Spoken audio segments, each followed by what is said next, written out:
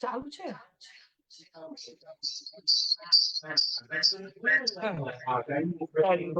અચ્છા, હવે મને કઈ તમારું દેખાય છે જો ને અહીંયાથી આર્ય અંકિત આપણું છે. ઓકે, હું કેવું દેખું છું કે અરે હારો અચ્છા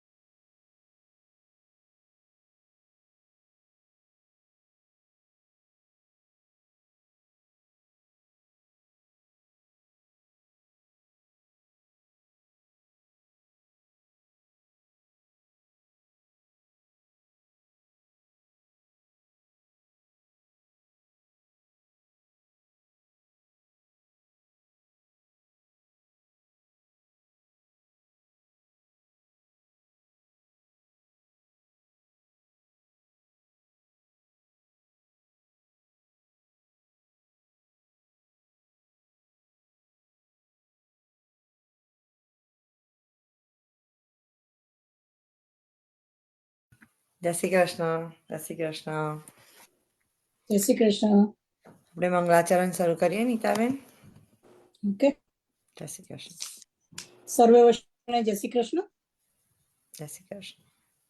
ચિંતા સંતાન હંતારો યત્પાદાબુજરેણ સ્વીયાનામ તાનિજાચાર્ય પ્રણમામિ મુહુર્મુહુઃ યદનુગ્રહંતો જંતો સર્વદુઃખાતિવો ભવેત તમહં સર્વદા વંદે શ્રીમદ્વલ્લભનંદનમ અજ્ઞાનતિમિરાન્ધસ્ય જ્ઞાનાંજનશલાકયા ચક્ષુર્મિલિतं येन તસ્मै શ્રીગુરવે નમઃ.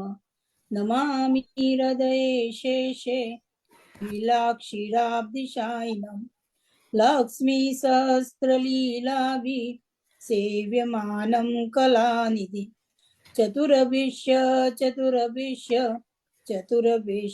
त्रिभिस्तथा षड्विराजते योऽसौ पंचदारदये मम. श्री मंगलाचरण समाप्ति हमने महारानी की गोदनाथ की राजधरण की. આજનો સત્સંગમાં આપણે સાથે નવીન અંકલ છે, નવનીત અંકલ, તો એ આપણને કન્ટિન્યુઅસલી મહાપ્રભુજીના જે મહાપ્રભુજીના અવતાર હતા એમને ડિસ્કશન કરશે. તો નવનીત અંકલ. ઓકે, જય શ્રી કૃષ્ણ સર્વે વૈષ્ણવને. હા, આ એક 24 જે અવતારો છે એ મહાપ્રભુજીને પણ કેવી રીતના લાગુ પડે છે એના માટે હરિરાયજી મહાપ્રભુજીએ એક ગ્રંથ લખ્યો છે જેનું નામ છે શ્રી મહાપ્રભુજી સર્વાવતાર સાંખ્યરૂપ નિરૂપણમ, જેમાં મહાપ્રભુજીના 24 અવતારોની ભાવના લખેલી છે. એક બે સ્પષ્ટતા કરીને પછી જે બાકીના નામો રહી ગયા છે એ અંગે ચર્ચા કરીશું. પહેલી વસ્તુ એ કે અવતારોની વાત ક્યાં આવે છે, તો આમ જોવા જઈએ તો અગ્નિ પુરાણમાં, ગરુડ પુરાણમાં, લિંગ પુરાણમાં, નારદ સ્કંદમાં આવે છે, વરાહ સ્કંદમાં પણ આવે છે. ભાગવતમાં કોઈ જગ્યાએ ઉલ્લેખ નથી. 24 અવતારોનો ઉલ્લેખ છે ખરો, પરંતુ વેદમાં એનો ઉલ્લેખ નથી. અને ભગવદ્ ગીતાના 4થા અધ્યાયના 5 થી 9 શ્લોક, એમાં જે 7મો શ્લોક છે એ એનું કારણ પ્રગટ કરે છે. યદા યદા હિ ધર્મસ્ય ગ્લાનિર્ભવતિ ભારત અભ્યુત્થાનમ ધર્મસ્ય તદાત્માનં સુજામ્યહં પવિત્રાણાય સાધુનાં વિનાયશ્ચ દુષ્કૃતામ ધર્મ સંસ્થાપનાર્થાય સંભવામિ યુગે યુગે. એટલે આવી રીતના જ્યારે જ્યારે પણ અધર્મનું વાતાવરણ હોય તો ધર્મનો ફેલાવો કરવા માટે ભગવાન અવતાર લે છે. સામાન્ય રીતે એવી માન્યતા છે કે 10 અવતારો છે, 10 પ્રમુખ અવતારો છે. અને આપણે જેની વાત કરીએ છીએ 24 અવતારોની વાત છે. અને એ અવતારો 4 યુગમાં થયેલા છે. અ, અને આપ જાણો છો તે પ્રમાણે અત્યારે કલયુગ ચાલે છે અને કલયુગની આવરદા 432,000 વર્ષની છે. એની પહેલાનો જે હતો દ્વાપર યુગ એની 864,000 ડબલ. એની પહેલા જે હતો ત્રેતા યુગ એમાં 17,28,000 અને એની પહેલા જે સતયુગ હતો એમાં 245,00,000ની આવરદા હતી. એટલે અત્યારે જે અમુક સંપ્રદાય વાળા ખોટી વાતો કરે છે કે હવે કલ્કી અવતાર આવવાનો છે અને હવે પૂરો થયો અત્યારનો જે યુગ છે. હવે અત્યારનું યુગ ધર્મની ભાષામાં કહીએ તો હજુ ઘોડિયામાં છે. 5,000 વર્ષ જ થયા કૃષ્ણના સાદી ભાષામાં કીધું મરણ પછી કલયુગ શરૂ થયો અને એ હજુ 432,000 વર્ષો સુધી એમાંથી 5,000 બાદ કેટલા વર્ષ ચાલવાનું છે. તો હવે અવતારો જે છે એમાં 5 થી 6 જાતના અવતારો હોય છે. એક નિત્ય અવતાર હોય છે, બીજા નિમિત્ત અવતાર હોય છે. નિત્ય અવતાર એટલે જે કાયમ રહે અને નિમિત્ત અવતાર એટલે કોઈ નિમિત્તે જે બહાર પડ્યા હોય. અવતાર એટલે શું? અવતરણ એટલે ઈશ્વર જ્યારે પોતાનું રૂપ છોડી અને પૃથ્વી ઉપર એ જે જીવો છે એવા સ્વરૂપે આવે એને અવતરણ અથવા અવતાર કહે છે. તો દાખલા તરીકે પરશુરામ છે એ અંશ અવતાર હતા. પછી એ રીતના કલા અવતાર હોય છે, પ્રેમાવતાર હોય છે, જ્ઞાનાવતાર હોય છે, આવેશ અવતાર હોય છે. દાખલા નારદ, બુદ્ધ અને પરશુરામ એ આવેશ અવતાર હતા. પરશુરામ આપણે જાણીએ ફરસો લઈને આવેશ આવી જતો હતો. તો એ નિત્ય અને નૈમિત્તિક 2 જાતના થયા. અને દાખલા તરીકે સતયુગ છે તો એમાં મત્સ્ય, કુર્મ અને વરાહ અવતાર હતા. પછી ત્રેતા યુગમાં વામન, નરસિંહ અને પરશુરામના અવતાર હતા. દ્વાપર યુગમાં રામચંદ્ર અને કૃષ્ણ અવતાર હતા. અને કલયુગમાં અત્યારે બુદ્ધનો અવતાર અને કલ્કી અવતાર. મેં અગાઉ જણાવ્યું હતું તે પ્રમાણે બુદ્ધને ઘણા લોકો એમનું એક અવતાર નથી માનતા. એને 3-4 કારણો છે. મુખ્ય કારણ એ છે કે અવતારની વાતો ભાગવતમાં લખાઈ હતી એ ઘણી જૂની છે. બુદ્ધનો જન્મ ખાલી 2,000 વર્ષ પહેલા જ થયો હતો. નંબર 1. એટલે એમાં કોઈ સંજોગોની અંદર આપણે એવું ના કહી શકીએ કે બુદ્ધ એ અવતાર લેવાના છે 9મો કે 23મો કે 22મો જે હોય. બીજી વસ્તુ એ કે બુદ્ધ અને જૈન એ હિન્દુ ધર્મના નથી. હિન્દુ ધર્મની વ્યાખ્યા શું છે? જે વેદોમાં માનતા હોય, 4 વેદોમાં, એને જ આપણે હિન્દુ કહી શકીએ. એ દ્રષ્ટિએ બુદ્ધ ધર્મ છે એ તો નાસ્તિકોનો ધર્મ ગણાય છે. અને એટલા માટે પર્સનલી અને ઘણા બધા સંપ્રદાયના વિદ્વાનો કહે છે કે બુદ્ધનો જે અવતાર છે એ ખોટી વાત છે અને એને બદલે બલરામજીનો અવતાર ગણે છે આ લોકો. અને પછી કલ્કી ઇઝ કલ્કી. તો અગાઉ આપણે ચર્ચા કરી હતી કે આ 24 અવતારો દરેક કાર્યો માટે જન્મે છે. દરેક અવતારનું એક કામ હોય છે. અને સાયન્ટિફિકલી તમે જોવા જાઓ તો એ ડાર્વિનના ઉત્ક્રાંતિવાદ સાથે સંકળાયેલો છે.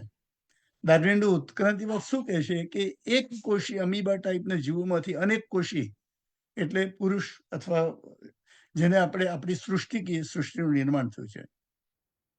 અવતારોમાં જુઓ તો પહેલા મત્સ્ય અવતાર હતો, પછી કુર્મા અવતાર થયો, નરસિંહ અવતાર થયો અને ત્યાર પછી વામન અવતાર થયો અને રામચંદ્ર, કૃષ્ણ એવી રીતના અવતારો થયા. તો તમે જુઓ કે ક્રમિક રીતે ઉત્પત્તિ થઈ છે.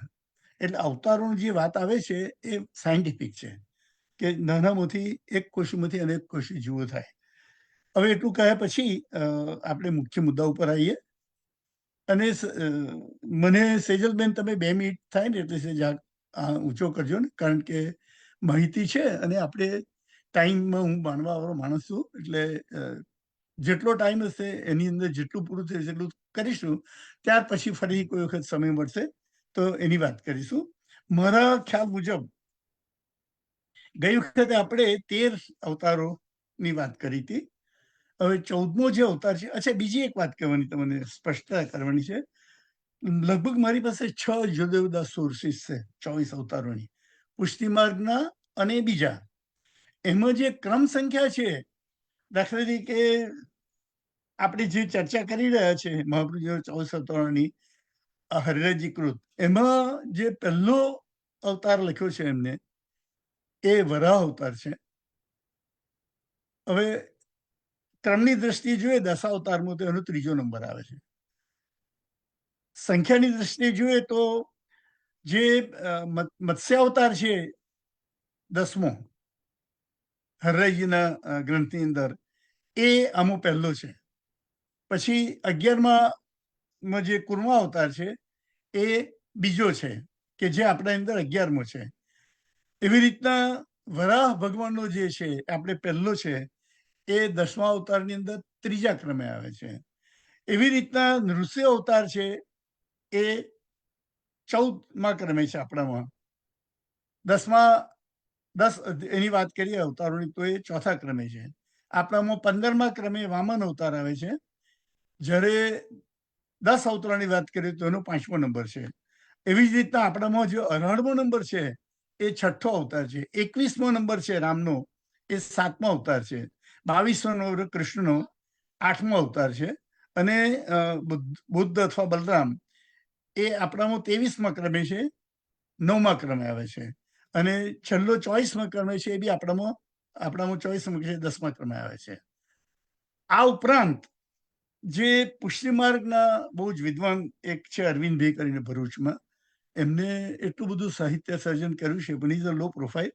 એમને અદ્ભુત રીતે આપણા પુષ્ટિમાર્ગીય રીતે 24 અવતારો વિશે લખ્યું છે, પાવર પોઈન્ટ પ્રેઝન્ટેશન, લગભગ 20 પાના છે. એટલે એની હું ચર્ચા નથી કરતો, ખાલી એટલી જ ચર્ચા કરવા માંગુ છું કે એમાં પણ જે ક્રમ છે એ અને આપણો હરિરાયજીનો ક્રમ એ જુદા છે. અને હું એવું માનું છું કે હરિરાય પ્રભુ પ્રત્યે ઓલ ડુ રિસ્પેક્ટ, પહેલો અવતાર વરાહનો કોઈ સંજોગોમાં ના હોઈ શકે. પણ હવે એમાં એમના કારણો છે, આપણે ફરીથી કોઈ વખત ચર્ચા કરીશું કે શા માટે હરિરાયજીએ વરાહ ભગવાનને પહેલા અવતાર તરીકે, સનકાદિ મુનિઓને પહેલા અવતાર તરીકે લીધા, વરાહને બીજો અવતાર લીધો છે. તો એ અરવિંદભાઈએ એક્સટેન્સિવલી સરસ રીતે બધા અવતારોની વાત કરી છે ફોટોગ્રાફ સાથે. એમનો ક્રમ, પછી આ હરિરાયજીનો ક્રમ, પછી ગૂગલ માસી ઉપર જોઈએ તો એ લોકોના ક્રમ, એમાં ઘણો બધો ફેર છે. એટલે એક વસ્તુ છે કે લગભગ 24માંથી 23 અવતારો દરેક જણાએ કર્યા છે. દાખલા તરીકે આપણો જે શ્રી હરિ છે 17મો અવતાર, એ કોઈ જગ્યાએ નથી. એવી રીતના બ્રહ્માજી અવતાર છે પુષ્ટિમાર્ગની અંદર, એ પણ કોઈ જગ્યાએ નથી. એટલે આવી ઇનકન્સિસ્ટન્સી છે. પુરુષ અવતાર છે પુષ્ટિમાર્ગમાં, મેં કોઈ એમ પુષ્ટિમાર્ગના અને હરિરાયજીના બે જુદા જુદા રીતે વર્ણન છે મારી પાસે, પ્રેઝન્ટેશન એનું. એટલે એ તમને કહેવા માંગુ છું કે ક્રમની માથાકૂટ છોડ્યા વગર આપણે વી વિલ સ્ટીક ટુ હરિરાયજીનું, કારણ કે એ ઓથેન્ટિક ગણાય. બીજા બધા ગૂગલ માસી હોય કે અન્ય પુષ્ટિ સંપ્રદાય સિવાયના જે લોકોએ 24 અવતારોની વાત કરી છે, એઝ આઈ સેડ, એમાં 22 અવતારો આપણા જેટલા જ છે, બાકીના થોડા જુદા જુદા છે. એટલી સ્પષ્ટતા કર્યા પછી હવે આપણે મુખ્ય વિષય ઉપર આવીએ. અગાઉ જણાવ્યું તે પ્રમાણે 13 અવતારો હતા, અને એ 13 અવતારો સનકાદિ મુનિઓ, વરાહ ભગવાન, સનકાદિ મુનિઓ, નારદજી, નરનારાયણ, કપિલદેવ, દત્તાત્રેય, યજ્ઞાવતાર, ઋષભદેવ, પૃથુ, આદિરાજ, મત્સ્ય અવતાર, કુર્મા અવતાર, ધન્વંતરી અવતાર. એટલે હવે હું નૃસિંહ અવતારથી શરૂ કરું છું. 13મો મોહિની અવતાર હતો, એન્ચેન્ટિંગ વુમન જેને કહીએ છીએ. એટલે આટલા હું એવું માનું છું કે મેં અગાઉ કહ્યા હશે, અને ના કહ્યા હોય તો ભૂલચૂક લેવી દેવી. તો હવે હું આજે 14મા અધ્યાયથી, 14મા એમનો જે અવતાર છે કે જેને નૃસિંહ અવતાર કહેવાય છે, એટલે half man and half lion, એ રીતના ક્રમિક રીતે જોઈએ છીએ તો બી જેવી રીતે ભગવાને નરસિંહ રૂપે અવતાર લઈ અને ભક્તરાજ પ્રહલાદની રક્ષા કરી હતી અને હિરણ્યકશ્યપનો વધ કર્યો હતો, તેવી રીતે આપણા વલ્લભે પણ પ્રગટ થઈ દેવી જીવોનું જે અજ્ઞાન હતું, એમનો જે અહંકાર હતો, એ બધાનું દૈત્ય સ્વરૂપે જે હતું એનો નાશ કરી અને નીચ જનોનું રક્ષણ કર્યું. આમ આપમાં શ્રી નૃસિંહ અવતારનું સામ્ય છે. ત્યાર પછીનો જે અવતાર છે વામન અવતાર છે, ડ્વાર્ફ. જેવી રીતના ભગવાન શ્રી વામન અવતાર લઈ બલિરાજાનું સર્વ સમર્પણ સ્વીકારી અત્યંત કૃપા કરી, તેવી રીતે વલ્લભે પણ બાલ વામન સ્વરૂપે રાજા કૃષ્ણદેવની ધર્મસભામાં પધારી શાસ્ત્રાર્થ કરી માયાવાદનો નાશ અથવા નિરાશ કરી અને શુદ્ધ બ્રહ્મવાદનું સ્થાપન કર્યું હતું અને રાજા કૃષ્ણદેવ ઉપર કૃપા કરી હતી. આ પ્રકારે આપના વામન અવતાર સાથે સામ્ય છે. આપ સૌ જાણો છે પુષ્ટિ માર્ગનું મહાપ્રભુજીની જે 3-4 મોટી સિદ્ધિઓ ગણાય એમાંથી કૃષ્ણદેવરાયના દરબારની અંદર, અને એ નિષ્કિંચન હતા એટલે તનબંધી સોનું આપ્યું હશે, છતાં એમની જરૂર હતું એટલું સોનું લઈ અને એમનો કનકાભિષેક કર્યો હતો. તો એની આ વાત છે કે એ વામન અવતાર સાથે નાના હતા, નાની ઉંમરના એમના મામાએ કે કાકાએ ના પાડી હતી, છતાં પણ એ ગયા હતા અને એમનો પ્રભાવ એવો હતો કે even though he was uninvited, he was the most respected. જે તમને ખબર હશે કે અત્યારે તો એની Tom Dick or Harry can become acharya. આચાર્ય ખરેખર કોને કહેવાય? એવા 5 જ આચાર્યો થયા છે હિન્દુ સંપ્રદાયની અંદર. આચાર્યો માટે એ જરૂરી છે કે તત્કાલીન જે અન્ય સંપ્રદાયના આચાર્યો હોય એની સાથે ધર્મની ચર્ચા કરે. એમાં વેદ ઉપનિષદ, ગીતા અને બાદરાયણનું બ્રહ્મસૂત્રો, અને ચોથું પછી મહાપ્રભુજીએ ભાગવત ઉમેર્યું. એ 3 ઉપર ચર્ચા જે રીતે પીએચડીમાં હોય છે કે તમારે તમારી રીતે થિયરી રજૂ કરવી પડે, એવી રીતના મહાપ્રભુજીએ આ 3 નો કોઈ જાતનો એની ડિસ્ક્રિમિનેશન ના થાય, એમાંથી ખોટ ના જાય, એ રીતના બ્રહ્મસૂત્રો ઉપર અને ભાષ્યો ઉપર પોતાનું ભાષ્ય રચ્યું, જેને આપણે અનુભાષ્ય કહીએ છીએ. તો એની ચર્ચા 17 દિવસ સુધી થઈ હતી અને એ બીજા 3 સંપ્રદાયવાળા કનકાભિષેક કરે તો જ આચાર્ય ગણાય. એવા 5 જ આચાર્યો છે: શંકરાચાર્ય, માધવાચાર્ય, નિમ્બાકાચાર્ય, રામાનુજાચાર્ય અને વલ્લભાચાર્ય. એટલે એ જે વાત થઈ એ પહેલી વખતે આ કૃષ્ણદેવરાયના સમયમાં અથવા એમની સભામાં થઈ હતી. ત્યાર પછી જે છે 16મો અવતાર છે પરશુરામનો અવતાર છે. જેવી રીતના ભગવાન પરશુરામે અવતાર લઈ અને બ્રહ્મદ્રોહ કરનાર અસંખ્ય ક્ષત્રિયોનો સંહાર કર્યો હતો, તેવી રીતે વલ્લભે પણ વેદ વિરુદ્ધ માયાવાદનો જે પ્રચાર કરતા હતા, અનેક માયાવાદી પંડિતોના મુખ શુદ્ધાદ્વૈત બ્રહ્મવાદનું પાલન કરી અને બંધ કરી દીધા. એટલે આ પ્રકારે આપમાં પરશુરામ અવતાર પણ છે. પછી છે શ્રી વેદ વ્યાસ અવતાર 17મો. બાય ધી વે એ જે 14, 15 અને 16 છે ત્રણે ત્રેતા યુગમાં થયા હતા. આ વેદ વ્યાસ છે. જેવી રીતના સત્યવતી સુત વેદવ્યાસજી રૂપે અવતાર લઈ કલિકાલના મંદભાગી જીવોના અજ્ઞાનના અંધકારનો નાશ, હમણાં આપણે જોયું અજ્ઞાન તિમિરાંધસ્ય જ્ઞાનાંજન શલાકયા ચક્ષુરુન્મિલિતમ તેમ તસ્મૈ શ્રી ગુરુદેવ નમઃ. એ છે એ વેદવ્યાસનો અવતાર. વિવિધ શાસ્ત્રોની રચના કરી, તેવી રીતે વલ્લભે પણ સંસાર સાગરમાં મગ્ન જીવો માટે અનેક સ્વતંત્ર ગ્રંથો તેમજ ટીકા સાહિત્ય પ્રગટ કરી ભગવત પ્રાપ્તિનો માર્ગ દેખાડ્યો. આ પ્રકારે આપના વેદવ્યાસનો અવતાર ગણાય છે. બીજી એક વાત કરું, મહાપ્રભુજી એકલા જ એવા છે કે જેમને ભાગવતનો 7 રીતે અર્થ કર્યો. He is the only one so far. અને આપ સૌ જાણો છો તે પ્રમાણે જ્યારે વ્યાસજીને પણ એક કોઈ અર્થની ખબર નથી, ત્યારે ઉપર હિમાલયમાં જઈ અને શિલા પડતી હતી તો વૈષ્ણવ ઊભી રાખીને 4 દિવસ સુધી ચર્ચા કરી હતી. અક્ષરથી માંડીને શાસ્ત્ર સુધીના જે આવે, સ્કંદથી માંડીને અધ્યાય સુધી માંડીને શ્લોકોથી માંડીને એનો એ કર્યો હતો. એટલે એ માટે બી એમને વેદવ્યાસનો અવતાર ગણવામાં આવે છે. 17મો અવતાર હતો. પછી રામચંદ્રજીનો જે અવતાર છે એ દ્વાપર યુગમાં હતો.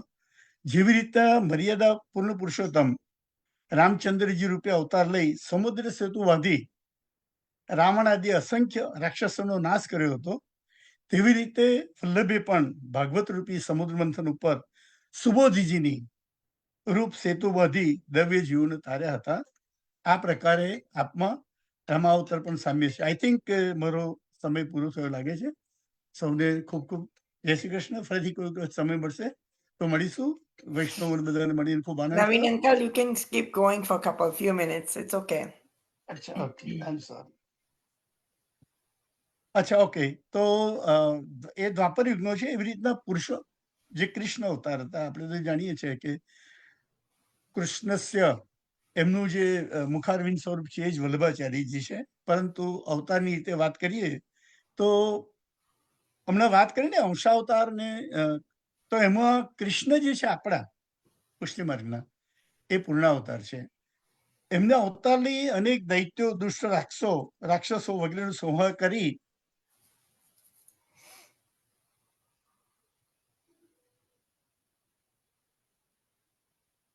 ઉદ્ધાર કર્યો હતો. તેમજ નિસ્સાધન જીવોનો સ્વયં મેં પ્રમેયથી ઉદ્ધાર કર્યો હતો. તેવી રીતના મુખારવિંદ રૂપી વલ્લભ સ્વરૂપે કડીકાળમાં પ્રગટ થઈ પ્રભુની નીતિલીલામાંથી વિખૂટા પડેલા અનેક દૈવી જીવોને સ્વકૃપા રૂપે ઉદ્ધાર કર્યો હતો.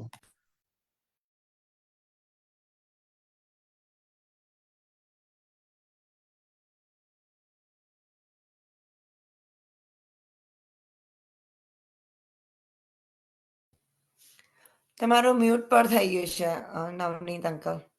મ્યુટ પર થઈ ગયું છે. Okay, is it okay now? Yeah. Anyway, એટલે આજે પ્રમાણ પ્રમેય સાધન અને ફળ એ એક પુષ્ટિમાર્ગની વિશેષતા છે. અને કંચન કાકા ગાંધી એમને એક સરસ દાખલો આપીને સમજાવ્યો હતો કે પ્રમાણ પ્રમેય એ શું છે. એનીવે, આપણે નેક્સ્ટ ટાઈમ અત્યારે આનું મને પૂરું કરવું છે. એટલે પછી બહુ સમજવા જેવું છે. ઘણી ગેરસમજ છે પ્રમાણ પ્રમેય સાધન અને ફળની અંદર. એમને ખાલી એક જ દાખલો આપીને સમજાવ્યું હતું કે શું છે. મને પોતાને બી પ્રમેયથી થયું ને પ્રમાણથી થયું ને આપણું સાધન આ છે અને ફળ કરીએ તો સાધન એ જ ફળ છે. એની બધી વાત તો સમજણ નથી પડતી, હજુ નથી પડતી. પણ એમને ખાલી એક જ દાખલો આપીને સમજાવી હતી. ફરીથી નેક્સ્ટ ટાઈમ મળીએ તો આપણે ચર્ચા કરીશું કે પ્રમાણ પ્રમેય સાધન અને ફળ જે પુષ્ટિમાર્ગની વિશેષતા છે શું છે. એનીવે, ગોઈંગ બેક ટુ હવે બલરામજી જેવી રીતના આઈ થિંક પેલું બાકી રહી ગયું, કૃષ્ણનું સંહાર કરી ભૂભાવ ઉતાર્યો હતો, તેમજ નિસદ્દન જીવોનો આવી ગયું એટલે દેવી જીવની સ્વકૃપા બળ ઉતારવા માટે એમનો અવતાર ધારણ કર્યો હતો. ત્યાર પછી બલરામજી છે. જેવી રીતના ભગવાન કૃષ્ણના આવેશથી હલ ધારણ કરી બલરામજી સ્વરૂપે અનેક દૈત્યોનો સંહાર કરી સત્પુરુષોનું રક્ષણ કર્યું હતું, તેવી રીતે વલ્લભે પણ વેદ વિરોધી પાખંડી જનોને નિરુત્તર કરી, તમને ઘટ સરસ્વતીની વાત ખબર છે કે કેવી રીતના મહાપ્રભુજી એમને નિરુત્તર કર્યા હતા, સ્વમાર્ગનું રક્ષણ કર્યું હતું. આ પ્રકારે આપમાં બલરામજી હલધર સ્વરૂપ હતા, ફળદાન કર્યું હતું. એ સામ્ય છે.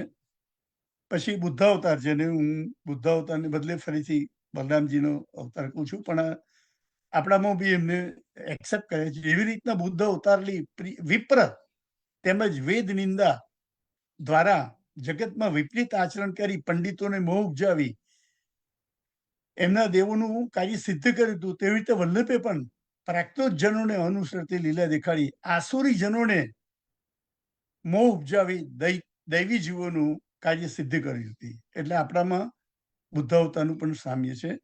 22મો છે શ્રી હયગ્રીવ. જેવી રીતે ભગવાને હયગ્રીવ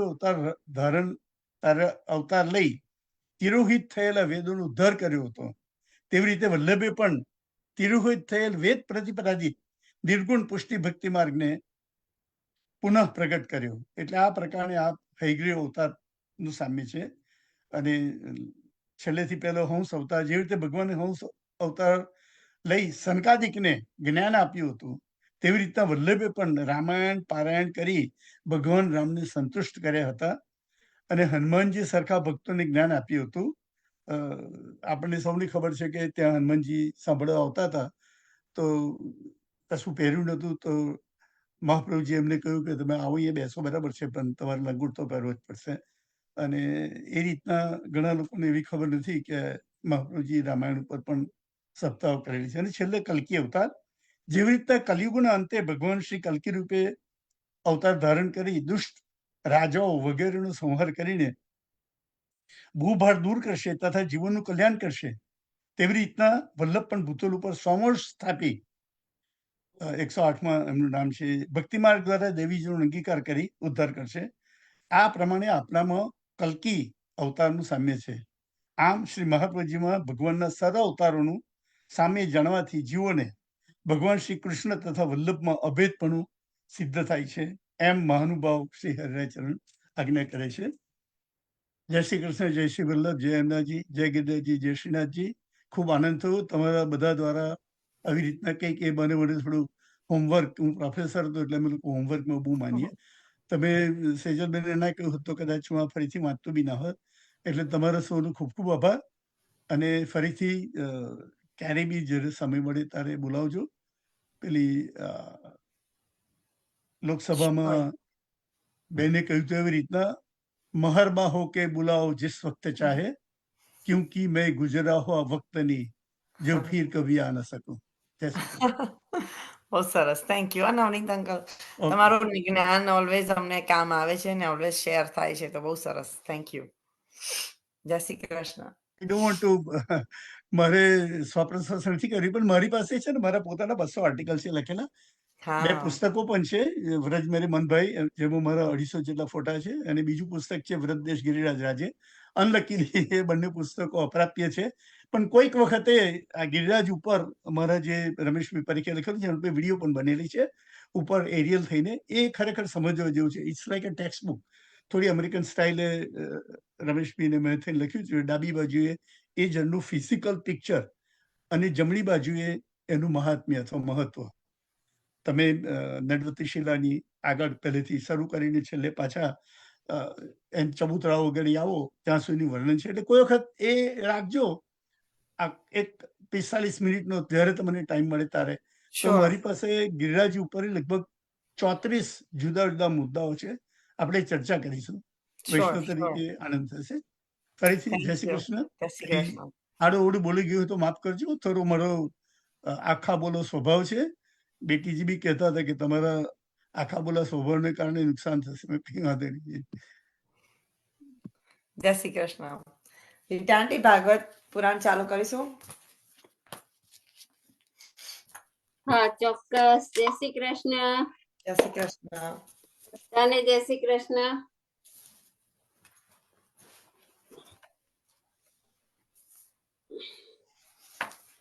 બધા વૈષ્ણવોને વિનંતી છે કે ભાગવત પ્લીઝ ઓપન કરજો. તમારી ઘરે ઓનલી ધૂળ ના ખાતું હોય એને ઓપન કરીને વાંચવાનું છે. એટલે આપણે એટલીસ્ટ રીટા આંટી વાંચે તો એમની સાથે સાથે ફોલો કરીને આપણે પણ વાંચીશું. બધા વૈષ્ણવોને જય શ્રી કૃષ્ણ. અને સોમવારે જન્માષ્ટમી આવે છે, એના પણ બધાને જય શ્રી કૃષ્ણ. બરાબર. આપણે લાસ્ટમાં જોયું હતું કે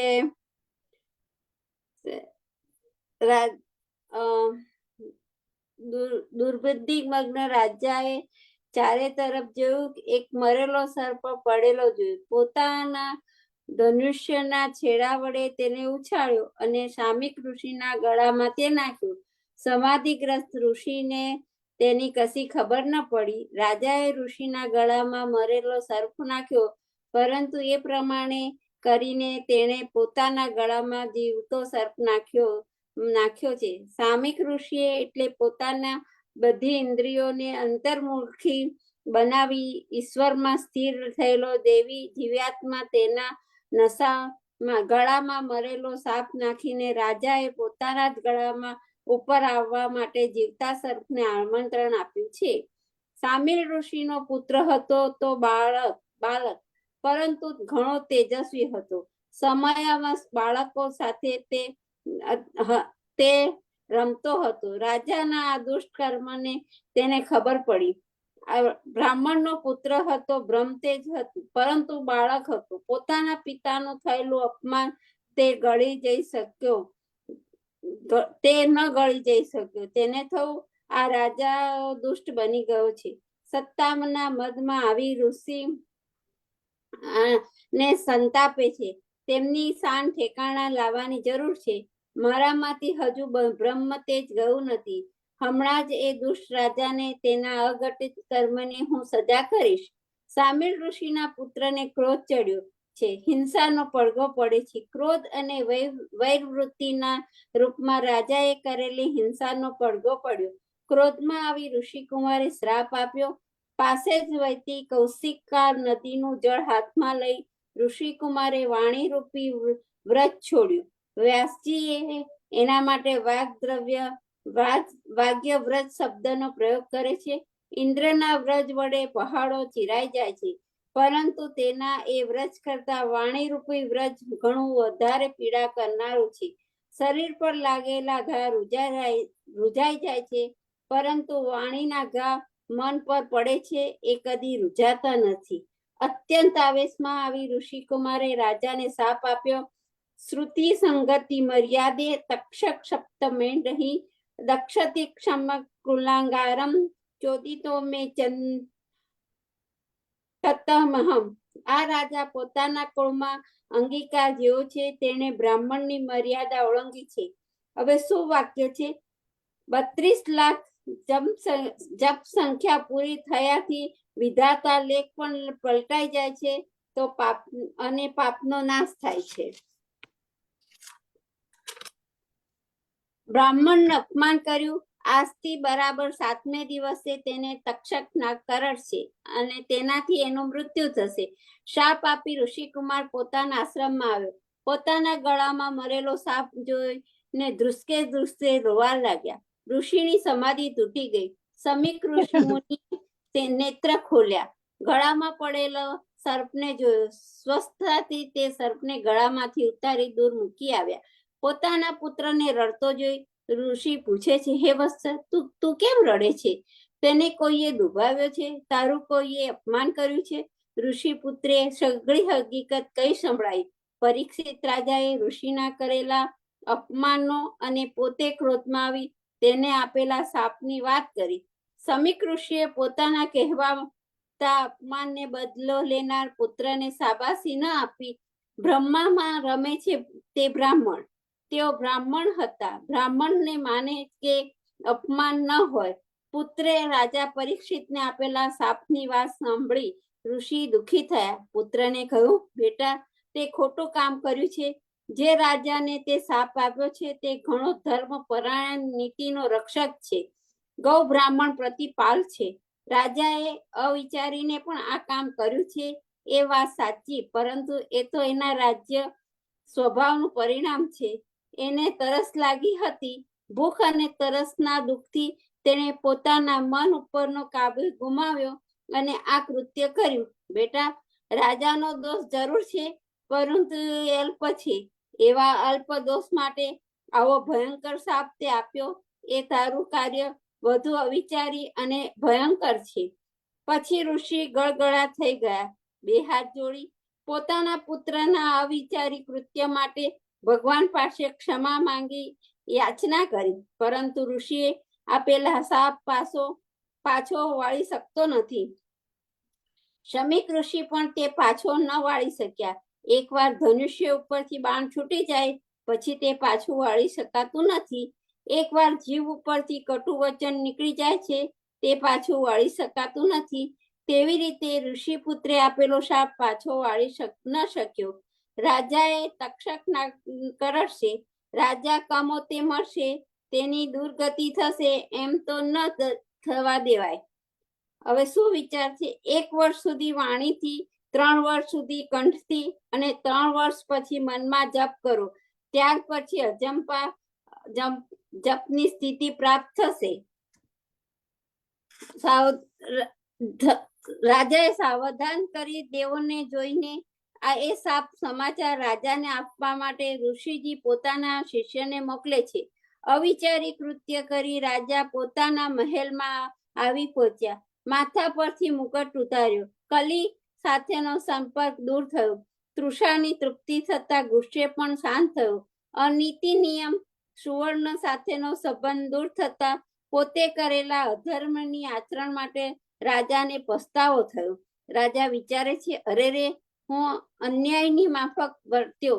પાંડવોનો વંશજ એવો હું ગર્ભમાંથી જેણે ભગવાનના દર્શન કર્યા છે એવો હું ક્રોધમાં આંધળો બની મેં કેવું નિંદા કર્મ કાર્ય કર્યું છે. એક નિરાપરાધ બ્રાહ્મણનું મેં ભારે અપમાન કર્યું છે. હે પ્રભુ, મારા આ પાપનું ફળ મારે જરૂર ભોગવવું પડશે. હું પશ્ચાતાપ કરીશ. પશ્ચાતાપ કરવાથી કરેલ પાપ સમન ભલે ન થાય, ફરીથી એ પાપ કરવાની વૃત્તિ તો નાશ પામશે ને. હું મારા દુષ્ટ કર્મનું પ્રાયશ્ચિત જરૂર કરીશ. રાજા આમ વિચારે છે તેવામાં ઋષિ દ્વારા મોકલેલો તેમના શિષ્ય આવી ઋષિ પુત્રે રાજાને આપેલા શાપની વાત કરી. પોતાને મળેલા શાપથી રાજાને ક્રોધ ન ચડ્યો, ઉલટામાં તે રાજી થયા. રાજાને થયું, આ તો ઘણું સારું થયું. ઘણા દિવસથી સંસારના વિષયોથી હું ખરડાયેલો રહ્યો છું. હવે હું તેનાથી વિરક્ત બનીશ. સંસારમાં વિષયોમાં ફસાયેલા જીવને સાવધાન કરવા માટે પ્રભુએ કરેલી આ કૃપા છે. પરીક્ષિત રાજાએ પોતાના જીવનમાં આ પહેલું કે છેલ્લું પાપ કર્મ કર્યું છે. આ પહેલાનું તેમનું જીવન ધર્મથી રક્ષાયેલું છે. નીતિ નિયમ જીવન હતું. કલીના સંસર્ગથી તેમના દ્વારા એક પાપ થઈ ગયું. પ્રભુએ કૃપા કરી એ પાપની સજા તરત જ મળી ગઈ. રાજાએ તે સહર સ્વીકારી લીધી. પરીક્ષિત રાજા હતા, હવે રાજર્ષિ બની ગયા. સંસાર અને સાંસારિક વાસનાઓનો ત્યાગ કરી વિરક્ત બની ગયા. પરીક્ષિત મહેલનો ત્યાગ કર્યો. પતિત પાવનની ગંગા નદી કિનારે આવ્યા. ગંગા સ્નાન કર્યું, પ્રયોગવ્રત લીધું. શ્રી કૃષ્ણ ભગવાનના ચરણોમાં ચિત્ત પરવ્યું. હવે શું વિચાર? વારંવાર વસ્ત્ર બદલવાની જરૂર નથી, જરૂર છે હૃદય પરિવર્તનની. મોટા મોટા ઋષિઓ આ વાતની ખબર પડી ગઈ. ખબર પડતા તેઓ ગંગા કિનારે આવ્યા. વગર આમંત્રણે આવ્યા. રાજા મટી રાજર્ષિ બનેલા મહારાજ પરીક્ષિતને મળવા આવ્યા. પરીક્ષિતે સર્વ ઋષિઓ પાસે પોતાનું પાપ પ્રગટ કર્યું. પોતાને એ પાપથી યોગ્ય રાજા ઋષિકુમારે કરી છે એમ પણ કહ્યું. પાપ થઈ જાય તો તે પ્રગટ કરતા શીખો. પાપને પ્રગટ કરવાથી અહમનો નાશ થશે, પણ બુદ્ધિ અને અંતઃકરણ શુદ્ધ થશે. પાપ પ્રગટ કરવાથી મનને શાંતિ મળશે. તે આવી પહોંચેલા ઋષિઓએ બે હાથ જોડી નમ્રતાપૂર્વક રાજાને કહે છે, મહર્ષિઓ, મેં પાપ કર્યું છે. હું અધમ છું. આપ તપસ્વી છો, પવિત્ર છો. મારા જેવા અધમનો ઉદ્ધાર કરવા આપ પધાર્યા છો. મારો ઉદ્ધાર કરો. મારું મરણ સુધરે તેવો માર્ગ કૃપા કરીને આપ મને બતાવો. ઋષિઓ વિચાર કરવા લાગ્યા, અમે વર્ષોથી તપસ્યા કરીએ છીએ, પ્રભુનું ધ્યાન ધરીએ છીએ, છતાં હજુ પ્રભુનો સાક્ષાત્કાર થયો નથી. અમને ચિંતા રહે છે કે અમારા અંતકાળે અમને પ્રભુના દર્શન થશે કે કેમ? અમારી મુક્તિ થશે કે કેમ? અરે, અમને તો મૃત્યુની બીક છે, પણ લાગે છે વિકરાળ કાળ અમારો ગ્રાસ કરશે ત્યારે અમારા મોઢે ભગવાનનું પવિત્ર નામ હશે કે કેમ? અને આ રાજર્ષિ 7 દિવસમાં મુક્તિ માંગે છે, મરણ સુધારવા માંગે છે. મરતી વખતે ભગવાનનું પુનિત નામ જીભ પર રમતું હોય એવી તીવ્ર ઈચ્છા રાખે છે. આ કઈ શક્ય બને એમ લાગતું નથી. મોટા મોટા જ્ઞાનીઓ, યોગીઓ અને તપસ્વીઓએ પણ મૃત્યુની બીક લાગે છે. મૃત્યુને જોઈ જ્ઞાનીઓ પોતાનું જ્ઞાન, યોગીઓ પોતાની યોગ સિદ્ધિ અને તપસ્વીઓ પોતાનું તપ ભૂલી જાય છે. અહીં તો રાજસ્વી સ્વભાવનો આ રાજા અંતકાળે પ્રભુનું નામ સ્મરણ કરવા ઈચ્છે છે. આ કઈ શક્ય બને એમ લાગતું નથી. ઋષિઓમાંથી કોઈએ પરીક્ષિતને બોધ ન આપ્યો. પરીક્ષિતે જોયું, આવા મહાન સમર્થ ઋષિઓ પણ મને ઉપદેશ આપવા તૈયાર નથી, સાચો રસ્તો બતાવવા તૈયાર નથી, મારું મરણ સુધારવા તૈયાર નથી. દ્રષ્ટિ એવી બનાવો કે કોઈ પણ વ્યક્તિમાં દોષ ન દેખાય. જગત સમસ્તના બધા જીવો ભલે મને છોડી દે, ભગવાન મને નહીં છોડે. હું ભગવાનને શરણે જઈશ. ભગવાન મારા ઉપર જરૂર કૃપા કરશે. જ્યારે તમને એમ લાગે કે તમારા કહેવા એવા તમામ સ્નેહીઓ અને સ્વજનોએ તમારો હાથ છોડી દીધા છે, ત્યારે ભગવાનનું શરણ યાચજો. ભગવાન તમારો હાથ પકડશે. ભગવાનનું શરણ મળે એનું નામ મુક્તિ. પરીક્ષિતે ભગવાનનું શરણ લીધું. નિર્બળ કે બલરામ ભગવાનની સ્તુતિ કરી દ્વારકાનાથને યાદ કર્યા. કહ્યું, પ્રભુ મારા નાથ, મારો હાથ પકડવા કોઈ તૈયાર નથી. આપ મારો હાથ પકડો, મને તમારા શરણમાં રાખો. હું અધમ છું, પરંતુ આપને પ્રિય એવા પાંડવોનો વંશજ છું. આપે જ બ્રાહ્મણના બ્રહ્માસ્ત્રથી મારું રક્ષણ કર્યું હતું. આજે બીજા એક બ્રાહ્મણને શાપરૂપી બ્રહ્માસ્ત્ર છોડ્યું છે. તેનાથી મારું રક્ષણ નહીં કરો. નાથ, જીવને મનને મોહ નથી, દેહ ટકાવી રાખવો નથી. તક્ષક નાગ મને ભલે કરડે, મારો દેહ ભલે પડે, મારા આત્માનો ઉદ્ધાર કરો. પ્રભુ, હું પાપી છું, પરંતુ તમારો છું. હે કૃષ્ણ, હું તારો છું. હે ભગવાન, હું તારો દાસ છું. દાસોહમ, હું જેવો હોઉં તેવો પણ તમારો જ છું. તારે શરણે આવે છું. મારો જન્મ સુધાર્યો, હવે મારું મરણ પણ સુધારી લેજે. નાથ, પરીક્ષિતનો પોકાર સાંભળી ભગવાનના શિવ અવતાર સ્વરૂપ સુખદેવજીને મોકલી આપ્યા. પરીક્ષિતનું મરણ સુધારવા સુખદેવજી પધાર્યા. કેવા હતા સુખદેવજી? તેમના શરીર પરથી વાસનાનું વસ્ત્ર પડી ગયું હતું, તેથી તે દિગંબર હતા. સુખદેવજીની અવસ્થા 16 વર્ષની છે. અવધૂતનો વેશ છે. કેળ પર કંદોરો પણ નથી. તેઓ પછી લંગોટી ક્યાંથી બાંધવી? ઘૂંટણ સુધી લાંબા વાળ હતા. વિશાળ વક્ષસ્થળ, નાસિકા અગ્રભાગે વિરાજતી દ્રષ્ટિ, મોઢા પર વિખરાયેલા વાળની લટો, કૃષ્ણવર્ણ તેજસ્વી લલાટ, આવા હતા સુખદેવજી. સુખદેવજીની પાછળ બાળકો ધૂળ ઉડાડતા આવે છે. નાગો બાઓ કહી સુખદેવજીને ખીજવે છે, પરંતુ સુખદેવજીને તેનું ભાન નથી. બ્રહ્મ ચિંતનમાં મસ્ત સુખદેવને દેહભાન નથી. સુખદેવજી પધાર્યા.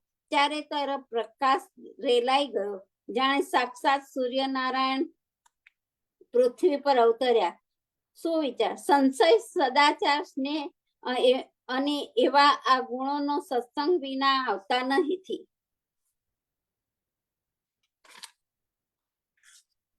ઉતરી આવ્યા હોય. ઋષિઓ સમજી ગયા કે આ તો શિવાવતાર સુખદેવજી. સૌ ઊભા થઈ ગયા. બધા ઋષિઓના સમૂહમાં વ્યાસજી પણ બેઠા હતા. તેઓ ઊભા થઈ ગયા. અન્ય ઋષિઓની સાથે વ્યાસજીએ પણ સુખદેવજીને વંદન કર્યું. વંદન વિરક્ત થયા. લિંગને આયુ નહીં. વંદન પામવાની જેટલી યોગ્યતા સુખદેવજીમાં હતી, તેટલી જ હજારો વર્ષનું આયુ ધરાવતા તપસ્વી મુનિઓમાં પણ ન હતી. વ્યાસજી વિચારે છે, મારો પુત્ર સુખદેવજી ભાગવતનું રહસ્ય જેટલું જાણે છે તેટલું હું પણ જાણતો નથી. મારો દીકરો કથા કરશે તો હું સાંભળીશ. સુખદેવજી સિંહાસન પર બિરાજ્યા. તેઓ પરીક્ષિતનું કલ્યાણ કરવા પધાર્યા છે. બંધ આંખે પ્રભુની શરણાગતિ યાચતા પરીક્ષિતના અંત ચક્ષુ સમક્ષ પ્રકાશ રેલાઈ ગયો. આંખો ઉઘાડી જોયું. સુખદેવજીને જોયા. જોતા જ દંડવત તેમને ચરણોમાં પડી ગયા. રાજા વિચારે છે, મારા પાપો પ્રવેશના સમાચાર જાણી ઋષિ મુનિએ અત્રે પધાર્યા. સૌ કોઈ આવે, પણ સુખદેવજી ન આવે. મારા જેવા પાપીની પાસે તો ન જ આવે. જરૂર મારા પ્રભુએ તેમને મારી પાસે મોકલ્યા છે. પ્રભુ જેનો ઉદ્ધાર કરવા માંગે છે તેની પાસે તેઓ પોતે દોડી જાય છે. સુખના રૂપમાં પ્રભુ પોતે મારી પાસે પધાર્યા છે. બે હાથ જોડી પરીક્ષિત રાજા સુખદેવજીને કહે છે, ગુરુદેવ, હું અધમ છું. મેં બ્રાહ્મણનું અપમાન કર્યું છે. મહાજ્ઞાની અને મહાતપસ્વી એવા ઋષિના ગળામાં મેં મરેલો સાપ નાખ્યો હતો. મારા આવા અઘોર પાપનું કોઈ પ્રાયશ્ચિત છે ખરું? ગુરુદેવ, 7-10 દિવસમાં મારે મૃત્યુને ભેટવાનું છે. હું પ્રેમપૂર્વક મૃત્યુના સાક્ષાત્કાર કરીશ. મૃત્યુનો મને ભય નથી, પરંતુ મારે મારું મરણ સુધારવું છે. આપને ભગવાને એટલા માટે જ મોકલ્યા છે. કૃપા કરી આપ મને કહો, મારા જેવા અધમ જીવે જેનું મૃત્યુ નજીક આવ્યું છે એવા પાપી જીવે શું કરવું? આપ એ પણ બતાવો કે મનુષ્ય માત્ર કર્તવ્ય શું છે. મારે કોનું સ્મરણ, જપ, ભજન, કીર્તન કે ચિંતન કરવું? શું કરવાથી મારું મરણ સુધરે? 7 દિવસમાં જ મુક્તિ મેળવવાનો ઉપાય આપ કૃપા કરીને મને બતાવો. પરમ કૃપાળુ સુખદેવનું હૃદય પીગળી ગયું. તેમને કહ્યું, મારો આ શિષ્ય લાયક છે, મુક્તિનો અધિકાર છે, મારે એને મુક્તિ અપાવી જ છે. ગુરુ બ્રહ્મનિષ્ઠ હોય, નિષ્કામ હોય અને જ્ઞાની હોય, અને શિષ્ય પ્રભુ દર્શન માટે આતુર હોય તો 7 દિવસ 7 મિનિટમાં જ ગુરુદેવ તેને પ્રભુનું દર્શન કરાવે. અહીં તો અધિકારી વક્તાઓમાં ઉત્તમ એવા સુખદેવજી હતા, અને અધિકારી શ્રોતાઓમાં ઉત્તમ એવા રાજા પરીક્ષિત હતા. 7 દિવસમાં મુક્તિ તો શું, સાક્ષાત પ્રભુને લાવી પરીક્ષિત પાસે ખડા કરી દેવાનું સામર્થ્ય ગુરુદેવમાં હતું. સુખદેવજી કહે છે, રાજા, તું શું કામ ગભરાય છે? તારી પાસે 7 દિવસ છે, પર્યાપ્ત સમય છે. હું તારી પાસે કશું લેવા આવ્યો નથી, તને આપવા આવ્યો છું. રાજા, હું નિલોભી છું, મારી પાસે ઘણું છે, તેમાંથી થોડુંક તને આપવા આવ્યો છું. એ થોડામાં મુક્તિ તારી આશા સંતોષ છે. રાજા અને પરમાત્મા જેવા દર્શન થાય છે તેવા દર્શન તને કરાવવા હું આવ્યો છું. મારી પાસે જે પરમ આનંદ છે તે અખૂટ છે. એ પરમ આનંદ હું તને આપીશ તો પણ તેટલો જ મારી પાસે રહેશે. પૂર્ણમાંથી પૂર્ણ થતા જ પૂર્ણ રહે છે. પ્રભુ દર્શનનો એ આનંદ માત્ર 7 દિવસમાં હું તને આપીશ, તું નિશ્ચિત બની જા. સુખદેવ જે રાજાના પરીક્ષિત કહે છે, રાજા, હું બાદરાયણી છું. મારા પિતા વ્યાસજી પ્રભુ ચિંતનમાં મસ્ત રહેતા હતા. ભૂખ લાગે ત્યારે એકાદ વખત બોર ખાઈ લેતા, તેથી તેઓ બાદરાયણ કહેવાયા. હું તેનો પુત્ર બાદરાયણી. મારા પિતા જરૂર પડે બોર ખાતા. મને તો એનો પરમ આનંદ મળ્યો છે કે મને બોર ખાવાની પણ જરૂર પડતી નથી. સુખદેવજી કહે છે, રાજન, હું તને 7 દિવસમાં શ્રી કૃષ્ણના દર્શન કરાવીશ. તું 7 દિવસ સુધી ભાગવત રૂપી અમૃત રસનું પાન કર. રાજન, તારે તો હજુ 7 દિવસ જીવવાનું છે. જે સમય ગયો છે તેનો વિચાર ન કરીશ, જે સમય બાકી રહ્યો છે તેને યાદ કરીશ. અત્યારે જે સમયમાં તું જીવી રહ્યો છે તેનો વિચાર કર. એ સમયનો સદુપયોગ કર. ભાગવતમાં પ્રેમ રસ ભરેલો છે, તેમાં ભક્તિ રસ છે. એ રસનું આકંઠ પાન કર. જે રસ ઘણો મધુર છે તે મધુર રસનું પાન કર. તારું મરણ સુધરી જશે. ભાગવતના વક્તા તો સુખદેવજી જેવા હોવા જોઈએ. જય શ્રી કૃષ્ણ. આઈ થિંક આપણે અહીંયા પહેલો સ્કંદ પૂરો થાય છે. હા, જય શ્રી કૃષ્ણ બધાને. જય શ્રી કૃષ્ણ. ને નેક્સ્ટ થર્સડે થી બીજો સ્કંદ આપણે ચાલુ કરીશું. સારું. એટલે પછી હવે આપણે આ ભાગવતની કથા શરૂ થશે. પહેલો સ્કંદ આપણે પૂરો થયો. હા, આપણે 84 વૈષ્ણવની વાર્તા વાંચીશું. તો નીતાબેન, જય શ્રી કૃષ્ણ. નીતાબેન, આજનો 84 વૈષ્ણવની વાર્તા જે છે, સર્વે વૈષ્ણવને જય શ્રી કૃષ્ણ. અચ્યુતદાસ સારસ્વત. 56મી અચ્યુતદાસ સારસ્વત. હવે શ્રી આચાર્ય મહાપ્રભુજીના સેવક અચ્યુતદાસ સાત્વત બ્રાહ્મણ કળામાં રહેતા હતા. તેમની વાર્તાનો આ ભાવ કહીએ. ભાવ પ્રકાશ. એ લીલામાં શ્રી યમુનાજીની સખી છે. એનું નામ રસાત્મિકા છે. સદા સંયોગમાં મગ્ન રહેતી તે અચ્યુતદાસ કળામાં એક બ્રાહ્મણ શાશ્વતે ઘરે પ્રગટ્યા. તે વર્ષે 11 થયા ત્યારે તેમનું લગ્ન થયું હતું.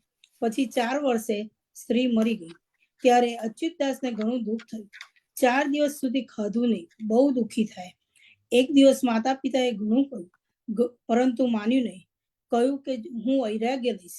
ત્યારે પિતાએ કહ્યું કે તું કહે તો તારા 2 લગ્ન કરી દો. એમ કહીને સમજાવ્યો અને ખવડાવ્યું. પછી 10 દિવસ પછી પિતા મરી ગયા. ત્યારે અચ્યુતદાસને વિશેષ દુઃખ થયું. પછી 4 દિવસમાં માતા મરી ગઈ. ત્યારે અચ્યુતદાસને ઘરેથી નીકળ્યા તે બદ્રીનાથ થઈ શ્રી જગન્નાથજી ગયા. ત્યાં શ્રી આચાર્યજી બિરાજતા હતા. આપ કથા કહે છે ત્યાં અચ્યુતદાસ બેઠા કથા સાંભળી, પરંતુ દુઃખના માર્યા કઈ સમજે નહીં. પછી કથા થઈ ગઈ ત્યારે શ્રી આચાર્યજી કહે, અચ્યુતદાસ તું આવો ઉદાસ કેમ છે? ત્યારે અચ્યુતદાસ રોવા લાગ્યા. કહે, મહારાજ મારા દુઃખનો કોઈ પાર નથી. ત્યારે શ્રી આચાર્યજી મહાપ્રભુજી કહે, તું તારું દુઃખ કહે તો તેનો ઉપાય થાય. ત્યારે અચ્યુતદાસે કહ્યું, મહારાજ સ્ત્રી મા બાપ બધા મરી ગયા. મેં ક્યારેય દુઃખ જોયું નથી, તેથી હું શું કરું? કોઈ ઉપાય સમજતો નથી. ત્યારે શ્રી આચાર્યજી કહે, જા નાહીને આવ, તારું બધું દુઃખ શ્રી ઠાકોરજી દૂર કરશે. એટલે અચ્યુતદાસ સ્નાન કરીને આવ્યા. ત્યારે આચાર્યજીએ નામ સંભળાવી નિવેદન કરાવ્યું. પછી વેદ મંત્ર ભણી એક અંજલિ જળ છાંટ્યો. ત્યારે અચ્યુતદાસના હૃદયમાં વિવેક, દયા અને ભગવાનનો આશ્રય દ્રઢ થઈ ગયો. પછી આચાર્યજીએ દંડવત કરી અચ્યુતદાસે કહ્યું, મહારાજ મેં આટલું દુઃખ વૃથા જ કર્યું.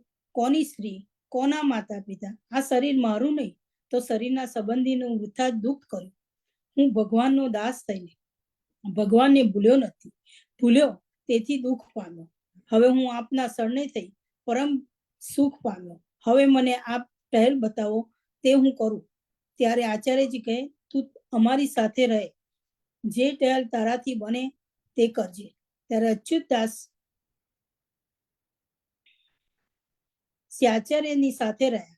પછી એક પૃથ્વી પરિક્રમામાં શ્રી આચાર્યજી જ્યારે અડેલ પધાર્યા ત્યારે પ્રસન્ન અચ્યુતદાસને કહે, હવે તમે ઘરે જઈને સેવા કરો.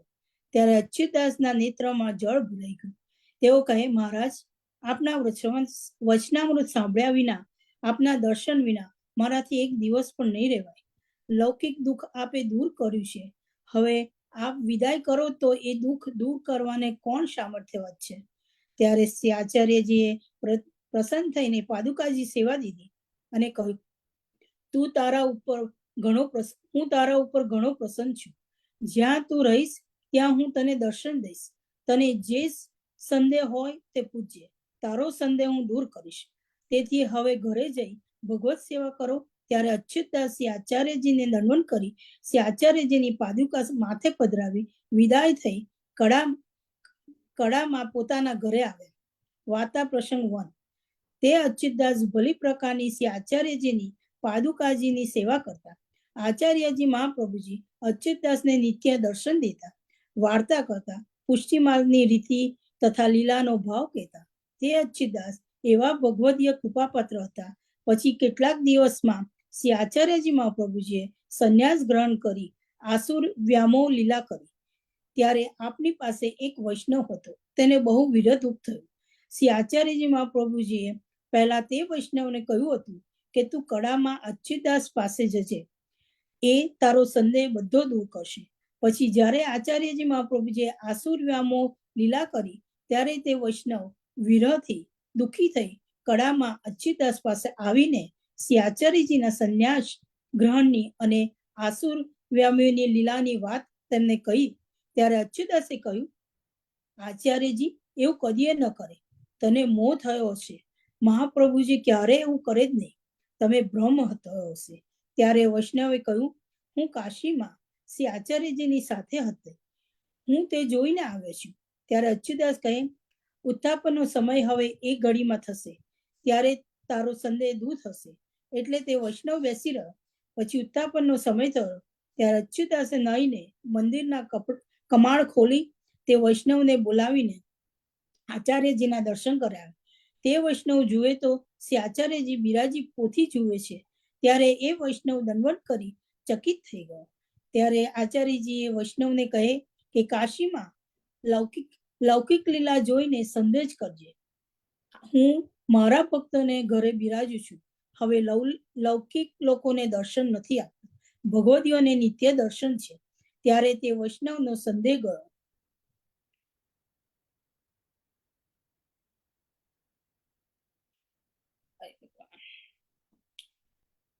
તે અચ્યુદાસ સદા સંયોગમાં મગ્ન રહેતા. તે શ્રી આચાર્યજીના એવા કૃપાપાત્ર ભગવદીય હતા. તેથી એમની વાર્તા ક્યાં સુધી કહીએ. જય શ્રી કૃષ્ણ. ભાવ પ્રકાશ એ શ્રી યમુનાજીની સખી છે. એમની સંયોગી લીલા સંબંધી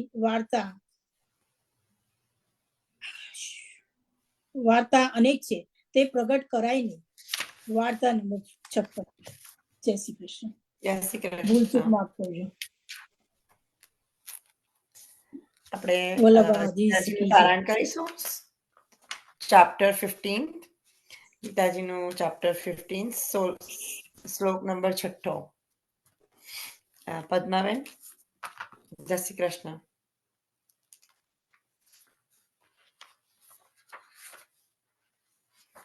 પદ્મા આંટી, જય શ્રી કૃષ્ણ. સંભળાય છે? તમે મ્યુટ પર છો.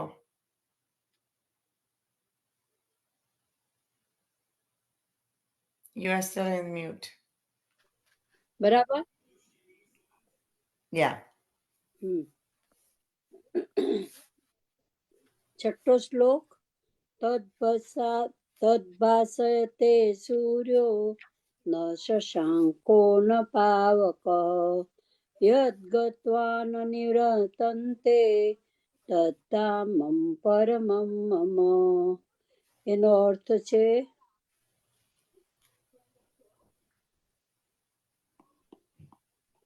ભાવાર્થ છે, અહીં પૂર્ણ પુરુષોત્તમ પરમેશ્વર કૃષ્ણધામનું વર્ણન થયું છે કે જે આધ્યાત્મિક જગત છે અને કૃષ્ણલોક તથા ગોલોક વૃંદાવન કહેવાય છે.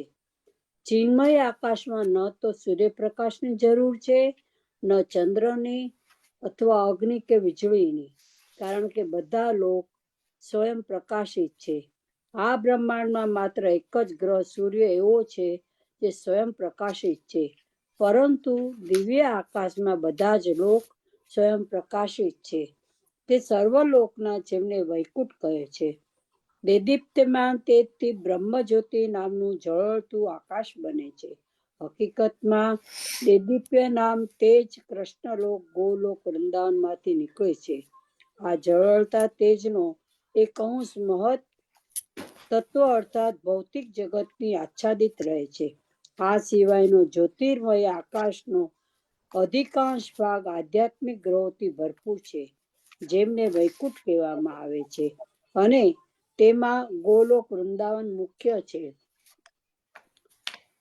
જ્યાં સુધી જીવ અને અંધકારમય ભૌતિક જગતમાં છે ત્યાં સુધી તે બદ્ધ અવસ્થામાં રહે છે, પરંતુ જેવો તે ભૌતિક જગત રૂપી મિથ્યા વૃક્ષને કાપીને દિવ્ય આકાશમાં પહોંચી જાય છે, તે તરત જ મુક્ત થઈ જાય છે. પછી તેના અહીં પાછા આવવાની કોઈ શક્યતા રહેતી નથી. બદ્ધ અવસ્થામાં જીવ પોતાને આ ભૌતિક જગતનો સ્વામી માને છે, પરંતુ તેની મુક્તિ અવસ્થામાં તે આધ્યાત્મિક જગતમાં પ્રવેશે છે અને પરમેશ્વરનો પાર્ષદ બની જાય છે. ત્યાં તે પૂર્ણ જ્ઞાનયુક્ત શાશ્વત આનંદ અને શાશ્વત જીવનું સુખ ભોગવે છે. આ માહિતીથી મનુષ્ય મુગ્ધ થવું જોઈએ. તેને તે સનાતન જગતમાં પોતાનું સ્થાનાંતર કરવાનું ઈચ્છવું જોઈએ અને આ વાસ્તવિકતાના મિથ્યા પ્રતિબંધમાંથી પોતાને અલગ કરી લેવો જોઈએ. જે મનુષ્ય આ ભૌતિક જગતમાં અતિશય આસક્ત હોય છે, તેના માટે આ આસક્તિનો છેદ ઉડાવી દેવાનું બહુ અઘરું હોય છે. પરંતુ જો તે કૃષ્ણ ભાવ પરાયણ થઈ જાય છે તો તેના માટે તેમાંથી ક્રમશઃ વિરક્ત થવાની તક રહે છે. જેને કૃષ્ણ ભાવનામૃતમાં હોય છે તેવા ભક્તિનો સંગ કરવો જોઈએ. કૃષ્ણ ભાવમૃત અતિ સમર્પિત સમાજનો શોધવા શોધવો જોઈએ અને ભગવાનની સેવા કેવી રીતે કરવી તે શીખી લેવું જોઈએ. આ રીતે જે જગતને પ્રત્યે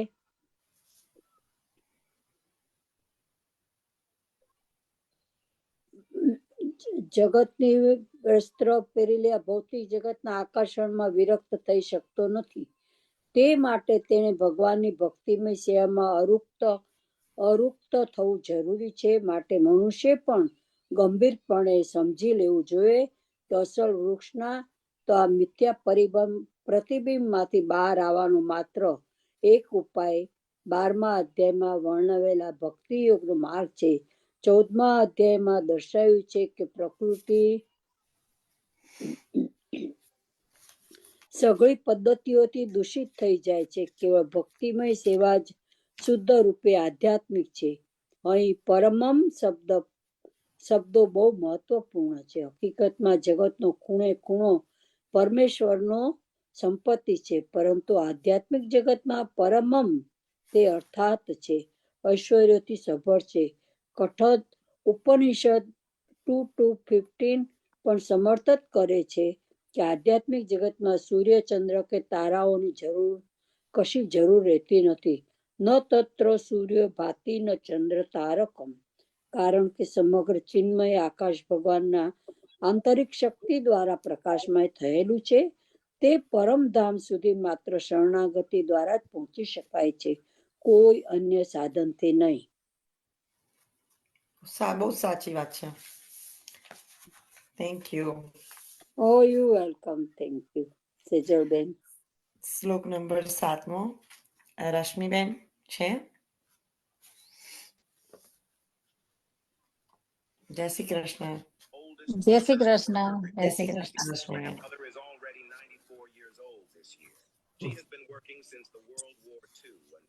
અહીંયા કેમ નથી આવતું? આવે છે અવાજ મારો? પિક્ચર આવે છે? હા હા હા. Okay okay. મમ એવ અધ્યાય 15મો ને શ્લોક 7મો. મમ એવ અંશ જીવલોકે જીવભૂત સનાતન મનઃ સ્થાની ઇન્દ્રિયાણી પ્રકૃતિ સ્થાની કર્ષ્યંતી. ભગવદ્ ગીતામાં તેનો મૂળ રૂપ છે. ગુણાત્મક રીતે પરમેશ્વર જેમ સનાતન રહે છે, તેની મુક્ત અવસ્થામાં તે આ ભૌતિક દશામાંથી મુક્તિ પામે છે અને ભગવાનનું દિવ્ય સેવામાં પરોવાયેલા રહે છે. બુદ્ધ જીવનમાં તે પ્રાકૃતિક ગુણોના વર્ચસ્વમાં રહે છે, તેથી તે ભગવાનની દિવ્ય પ્રેમમય અને સેવા વિસરી જાય છે. પરિણામે તેણે આ ભૌતિક જગતમાં પોતાનું અસ્તિત્વ જાળવી રાખવા માટે બહુ સખત સંઘર્ષ કરવો પડે છે. માત્ર મનુષ્ય તથા કૂતરા બિલાડા જેવા જીવો જ નહીં, પરંતુ બ્રહ્માજી, શિવજી તથા વિષ્ણુ સહિત ભૌતિક જગતના મોટા મોટા નિર્માતા જેવા જ સૌ પણ પરમેશ્વરના અંશો જ છે. તેઓએ સર્વ સનાતનમાં પ્રકટીકરણો છે, ક્ષણિક નથી. અને કર્ષતી શબ્દ સંઘર્ષ કરવો અને અંત્યત અર્થસૂચક છે. બુદ્ધ જીવ જાણે છે કે લોહ શૃંખલાના બંધનમાં રહેલો હોય છે. તે મિથ્યા અહંકારથી બુદ્ધ રહે છે અને તે મન અને મુખ્ય પ્રેરક બળ છે, જે તેને આ ભૌતિક જીવનમાં ધકેલે છે. જ્યારે મન અને સત્વગુણ હોય છે અને ત્યારે જ તેના કાર્યો સારા હોય છે. જ્યારે મન રજોગુણમાં હોય છે, ત્યારે તેના કાર્યો કષ્ટપ્રદ હોય છે અને જ્યારે તમોગુણમાં હોય છે, ત્યારે તો જીવ નિરંતર યોનિમાં ચાલ્યો જાય છે. પરંતુ આ શ્લોકમાં સ્પષ્ટતા થઈ છે કે બુદ્ધ જીવના મન તથા ઇન્દ્રિયો તથા ભૌતિક શરીર વડે આવૃત હોય છે અને જ્યારે તે મુક્ત થાય છે, ત્યારે આ ભૌતિક આવરણમાં નષ્ટ થઈ જાય છે, પરંતુ તેનું આધ્યાત્મિક શરીર અને તેના વ્યક્તિગત રૂપે સ્વયં વ્યક્ત થાય છે. અને મધ્યાદિનાયન શ્રુતિમાં નીચે મુજબ માહિતી મળે છે કે સવા એસ બ્રહ્મનિષ્ઠ ઇદમ શરીરમ મૃત્યુમતી સૂર્યમ બ્રહ્મા ભીષ્પત અને બ્રહ્માણા પશ્યંતિ બ્રાહ્મણા શૃણોતિ બ્રહ્મણે વેદમ સર્વ મનુ ભવંતી અહીં એમ દર્શાવ્યું છે કે જીવ જ્યારે જ્યારે પોતાના ભૌતિક શરીરનો ત્યાગ કરે છે ત્યારે આધ્યાત્મિક જગતમાં પ્રવેશ કરે છે ત્યારે તેને ફરીથી આધ્યાત્મિક શરીરની પ્રાપ્તિ થાય છે અને આ દિવ્ય શરીર વડે તે પૂર્ણ પુરુષોત્તમ પરમેશ્વર તથા પોતાની પોતાની નરી આંખે સાક્ષાત જોઈ શકે છે અને તે તેમની સાથે રૂબરૂ વાત કરી શકે છે અને તે તેમને સાંભળી શકે છે અને તે ભગવાનના યથાર્થ રૂપ જાણી અને સ્મૃતિમાંથી જાણવા મળે છે અને વસંતી તત્ર પુરુષાઃ સર્વ વૈકુંઠમ મર્તવ્યમ વૈકુંઠમાં બધા જીવો ભગવાનના સમાન લક્ષણો ધરાવતા શરીરોમાં જ રહે છે અને શારીરિક રચનાની બાબતમાં અંશરૂપ જીવો તથા વિષ્ણુ મૂર્તિ અને વિસ્તારો કૌંસમાં અંશો વચ્ચે કોઈ તફાવત રહેતો નથી. બીજા શબ્દોમાં પણ પૂર્ણ પુરુષોત્તમ પરમેશ્વર અને કૃપાથી જીવ મુક્ત થાય છે અને પછી આધ્યાત્મિક શરીરને પ્રાપ્ત કરે છે અને મામો વાસ શબ્દો પણ અર્થસૂચક છે જેનો અર્થ ભગવાનના વિભિન્ન અંશ એવો થાય છે. ભગવાનના વિભિન્ન અંશ કોઈ ભૌતિક વસ્તુમાં તૂટેલા હિંસા અને અંશ જેવો નથી. બીજા અધ્યાયમાં આપણે સમજી ચૂક્યા છીએ કે જે આત્મા કાપીને ટુકડા કરી શકાતા નથી, આ અંશ ભૌતિક રીતે કલ્પી શકાયો નથી અને આ જડ પદાર્થ જેવો નથી કે જેના અનેક ટુકડાઓ કરી શકાય, ફરીથી જોડી દેવાય. આવી કલ્પના અહીં લાગુ થતી નથી કારણ કે અહીં સંસ્કૃત શબ્દના સનાતનનો ઉપયોગ થયો છે. વિભિન્નાસન સનાતન છે. બીજા અધ્યાયની શરૂઆત પણ એમ જ કહ્યું છે કે દરેક વ્યક્તિએ શરીરમાં પરમેશ્વરનો અંશ અને વિદ્યમાન હોય છે અને દેહીનું ફરિમેન યથા દેહ અને દેહી બંધનમાંથી મુક્ત થયેલો તે વિભિન્ન અંશ અને ચિન્મય અને આકાશમાં અને વૈકુંઠ લોકમાં તેનું મૂળ આધ્યાત્મિક શરીર ફરીથી પ્રાપ્ત કરે છે. અને શ્લોક 9મો ભગવાનના સંગ સુખને ભોગવે છે, પરંતુ અહીં એવું સમજાય છે કે જીવ ભગવાનનો અંશ હોવાથી ગુણાત્મક દ્રષ્ટિએ તે ભગવાનનું સમાન જ છે. જેવી રીતે સોનાના જે અંશો હોય છે તે પણ આખરે સોનું જ હોય છે પુરુષોત્તમ યુગમાં. અને તેને આ બદ્ધ જગતમાં અનુવાદ આ બુદ્ધ જગતમાં બધા જીવો મારા સનાતન અંશો છે. બુદ્ધ જીવનના કારણે તેઓ બધી જ ઇન્દ્રિયોના કઠોર સંઘર્ષ કરી રહ્યા છે જેમાં મનનો પણ સમાવેશ થાય છે. ભાવાર્થ આ શ્લોકમાં જીવનની સ્વરૂપાવસ્થા અને સ્પષ્ટપણે આપી છે. જીવ પરમેશ્વરનો સનાતન અને રીતે સૂક્ષ્મ અંશ છે. એવું નથી કે તે બુદ્ધ જીવના એક વ્યક્તિત્વને ધારણ કરે છે અને મુક્ત અવસ્થામાં પરમેશ્વર સાથે એક જ થઈ જાય છે. તે સનાતન રીતે અંશ તરીકે જ રહે છે.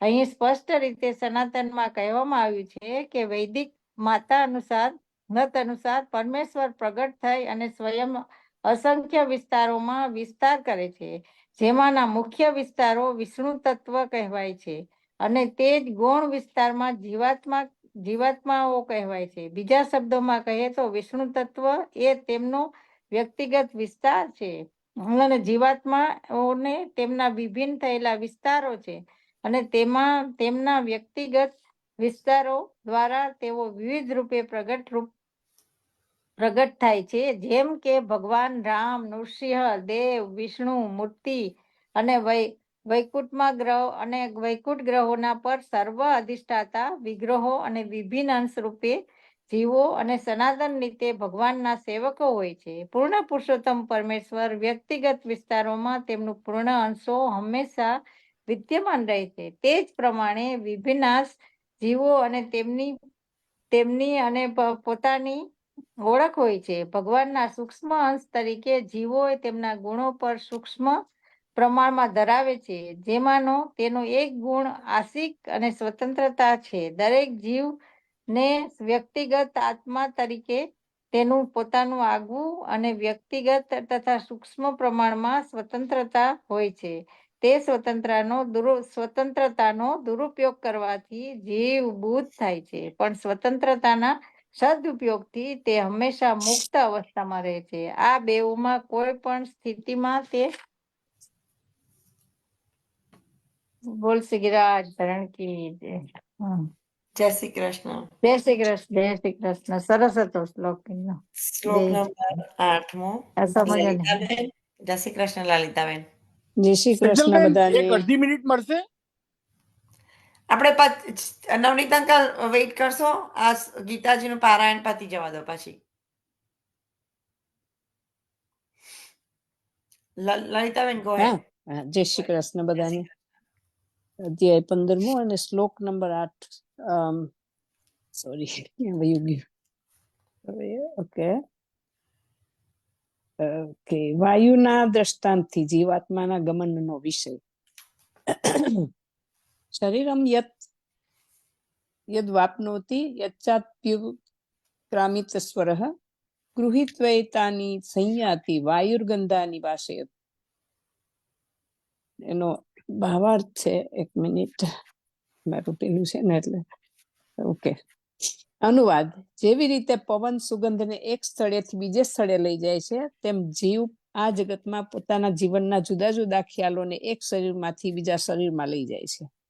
આ પ્રમાણે તે એક શરીરને ધારણ કરે છે અને પછી તેને ત્યાગીને બીજું શરીર ગ્રહણ કરે છે. નો ભાવાર્થ: અહીં જીવને ઈશ્વર અર્થાત તેના પોતાના શરીરનો નિયંતા કહ્યો છે. જો તે ઈચ્છે તો શરીરનો ત્યાગ કર્યા પછી ઉચ્ચતર યોનિમાં જઈ શકે છે અને ચાહે તો નિમ્ન કક્ષાની યોનિમાં જઈ શકે છે. આ બાબતમાં તેને અલ્પ સ્વતંત્રતા મળેલી છે. તેના શરીરનું જે પરિવર્તન થાય છે તે તેની ઉપર જ અવલંબિત હોય છે. મૃત્યુ સમયે તેને જે ચેતનાનો વિકાસ કર્યો હશે તે તેને બીજા શરીર તરફ લઈ જાય છે. જો તેને પોતાની ચેતના બિલાડી કે કૂતરાના જેવી બનાવેલી હશે તો નક્કી તેનું દેહાંતર કૂતરા કે બિલાડીના શરીરમાં શરીરમાં થશે.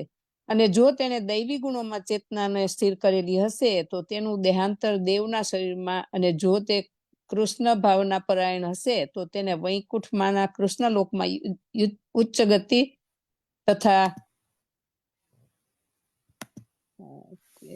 કૃષ્ણનો સંગ પ્રાપ્ત થશે. શરીરના વિનાશ પછી બધું સમાપ્ત થઈ જાય છે એવી માન્યતા ખોટી છે. વ્યક્તિગત આત્મા એટલે કે જીવ એક શરીરથી બીજામાં દેહાંતર કરતો રહે છે અને તેનું વર્તમાન શરીર તથા તેના કર્મ હવે પછીના શરીરના આધાર બની જાય છે. કર્મ અનુસાર જીવ વિભિન્ન શરીર પામે છે અને સમય થયે તેને આ શરીરનો ત્યાગ કરવો પડે છે.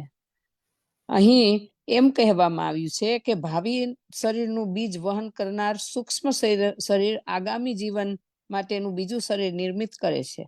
એક શરીરમાંથી બીજામાં દેહાંતર કરવાની અને શરીરમાંના અસ્તિત્વ દરમિયાન સંઘર્ષ કરતા રહેવાની પ્રક્રિયા કર્ષતી અર્થાત જીવન ટકાવી રાખવા માટેનો સંઘર્ષ કહેવાય છે. જય શ્રી કૃષ્ણ. કેટલું એક જ શ્લોકમાં કેટલું બધું કહી દીધું, જો કેટલું સરસ કહ્યું. બહુ જ સરસ શ્લોક છે. તમે કૃષ્ણ ભાવના અમૃત કરો અને જેટલા કામ સારા થાય એટલા કરો. બસ જીવ આપણા હાથમાં જ છે. યસ. કોકિલાબેન, જય શ્રી કૃષ્ણ. જય શ્રી કૃષ્ણ. જય શ્રી કૃષ્ણ. જય શ્રી કૃષ્ણ. શ્લોક 9. શ્રોત્રમ ચક્ષુસ્પર્શનમ ચ રસનમ દાનેમેવ ચ અધિષ્ઠાય મનસ્વાયમ વિષયાન ઉપસેવતે. અનુવાદ: આ પ્રમાણે જીવ બીજું સ્થિર શરીર ધારણ કરીને અમુક પ્રકારના કાન, આંખ, જીભ, નાક તથા સ્પર્શેન્દ્રિય પ્રાપ્ત કરે છે કે જે મનની આસપાસ જૂથમાં એકત્ર હોય છે. એ રીતે તે ઇન્દ્રિય વિષયોના એક વિશિષ્ટ સમૂહને ભોગવે છે. એનો ભાવાર્થ આ પ્રમાણે: બીજા શબ્દોમાં, જો જીવ પોતાની ચેતનાને કૂતરા તથા બિલાડાના ગુણો જેવી હીન કક્ષાની બનાવી દે છે તો તેને આગામી જન્મમાં કૂતરા કે બિલાડીનું શરીર મળે છે અને તેને ભોગવવું પડે છે. ચેતના મૂળરૂપ રીતે જળ સમાન નિર્મળ હોય છે, પરંતુ જો આપણે તે જળમાં રંગ મેળવીએ તો તેનો રંગ બદલાઈ જાય છે. તે જળનો તે જ પ્રમાણે ચેતના પણ જળની માફક શુદ્ધ હોય છે, કારણ કે ચેતન આત્મા શુદ્ધ હોય છે, પરંતુ ભૌતિક ગુણોના સંગ પ્રમાણે ચેતન બદલાઈ જાય છે. વાસ્તવિક ચેતના તો કૃષ્ણ ભાવનામૃત છે. વાસ્તવિક ચેતના તો કૃષ્ણ ભાવનામૃત છે. માટે જ્યારે મનુષ્ય કૃષ્ણ ભાવનામાં સ્થિત હોય છે ત્યારે તે વિશુદ્ધ જીવનમાં હોય છે. નોટ ઓનલી શુદ્ધ બટ વિશુદ્ધ જીવનમાં હોય છે. પરંતુ જો તેની ચેતના કોઈ દુન્નવી મનોવૃત્તિના કારણે મિશ્રિત થઈ જાય છે તો આવતા જન્મમાં તેના જેવું શરીર મળે છે. પુનઃ તેને માનવ શરીર મળતું જ નથી. એ મળે તે જરૂરી નથી. તે કૂતરા, બિલાડી, ડુક્કર, દેવ અથવા 84 લક્ષ યોનિમાંથી કોઈ પણ રૂપ પ્રાપ્ત કરી શકે છે. જય શ્રી કૃષ્ણ. એટલે બહુ સાચી વાત છે કે મનુષ્ય જીવન મળ્યું છે તો બહુ સારી રીતે એનો ઉપયોગ કરો. ચેતનાને સ્થિત થેન્ક યુ. જય શ્રી કૃષ્ણ. શ્લોક નંબર 10મો. કલ્પનાબેન.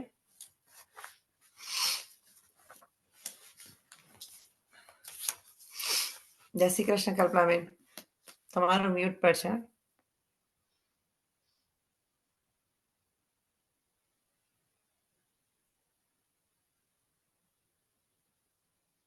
હજુ પણ મ્યુટ પર છે.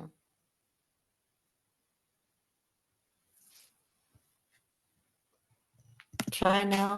હવે ટ્રાય કરો છો. સંભળાય છે? ઓકે. જય શ્રી કૃષ્ણ બધા વૈષ્ણવોને.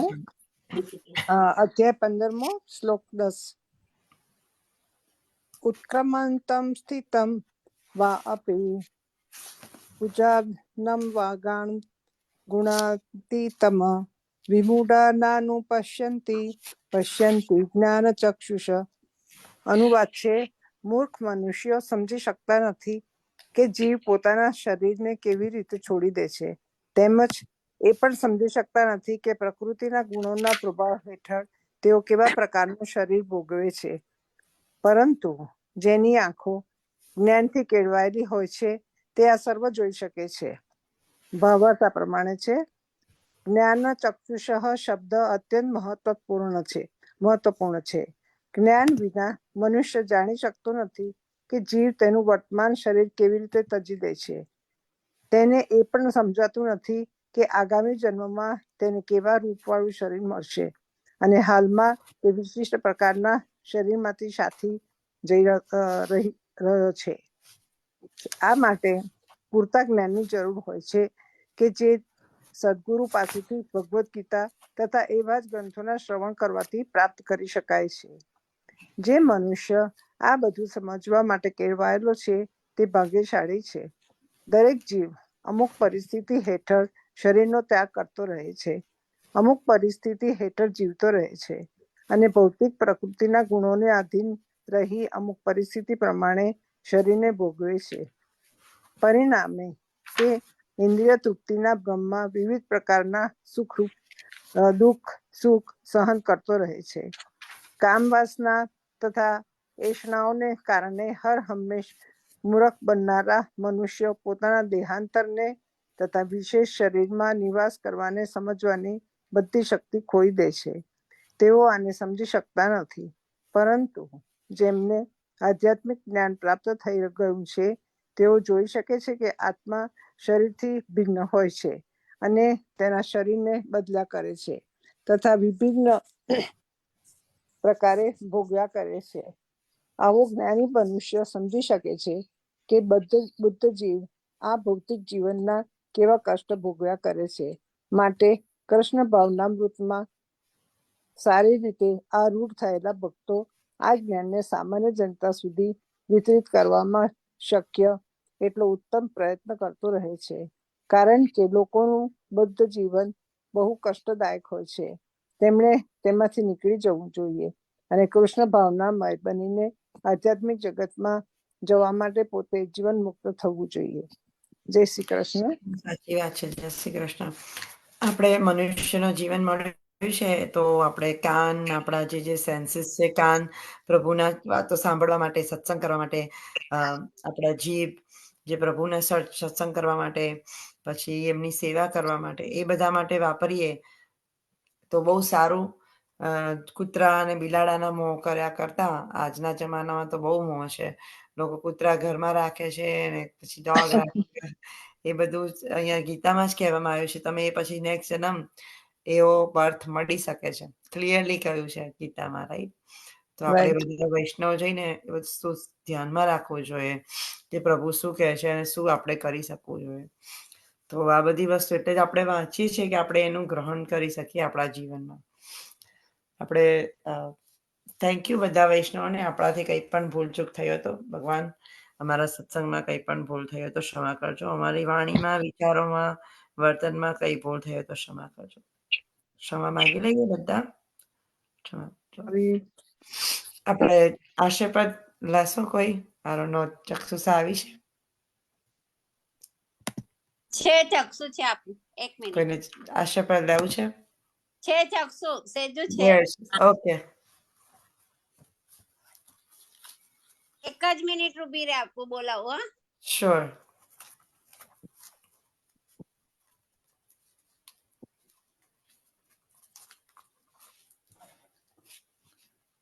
આપણે ગીતાજીનું પણ હવે શોર્ટમાં પતવા આવશે.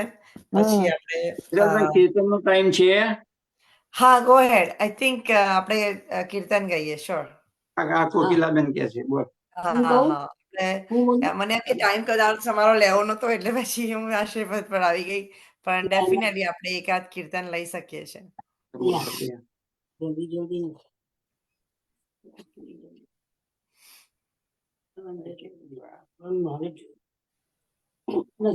જન્માષ્ટમી નો તહેવાર આવે છે. પ્રભુનો જન્મદિવસ સોમવારે છે. બધા વૈષ્ણવોને ખૂબ ખૂબ બધે ચાલે છે. આપણે એમ કીર્તન કરીએ. ખૂબ ખૂબ વધાઈ. ખૂબ ખૂબ વધાઈ.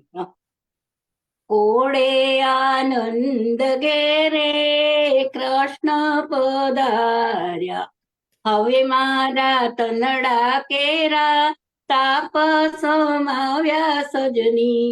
કોડે આનંદ ઘેરે કૃષ્ણ પધાર્યા, હરખીને ઉઠી હું તો સન્મુખ ચાલી, વ્રજના લાડીલાને થાવા હું વાલી રે સજની. કોડે આનંદ ઘેરે કૃષ્ણ પધાર્યા, હરિને જમાડ્યા મેં તો હાથે સહેરી, કુળની મર્યાદા મેં તો કારજે મૂકી, વલ્લભને નિરખી હું તો થઈ છું ગેલી રે સજની.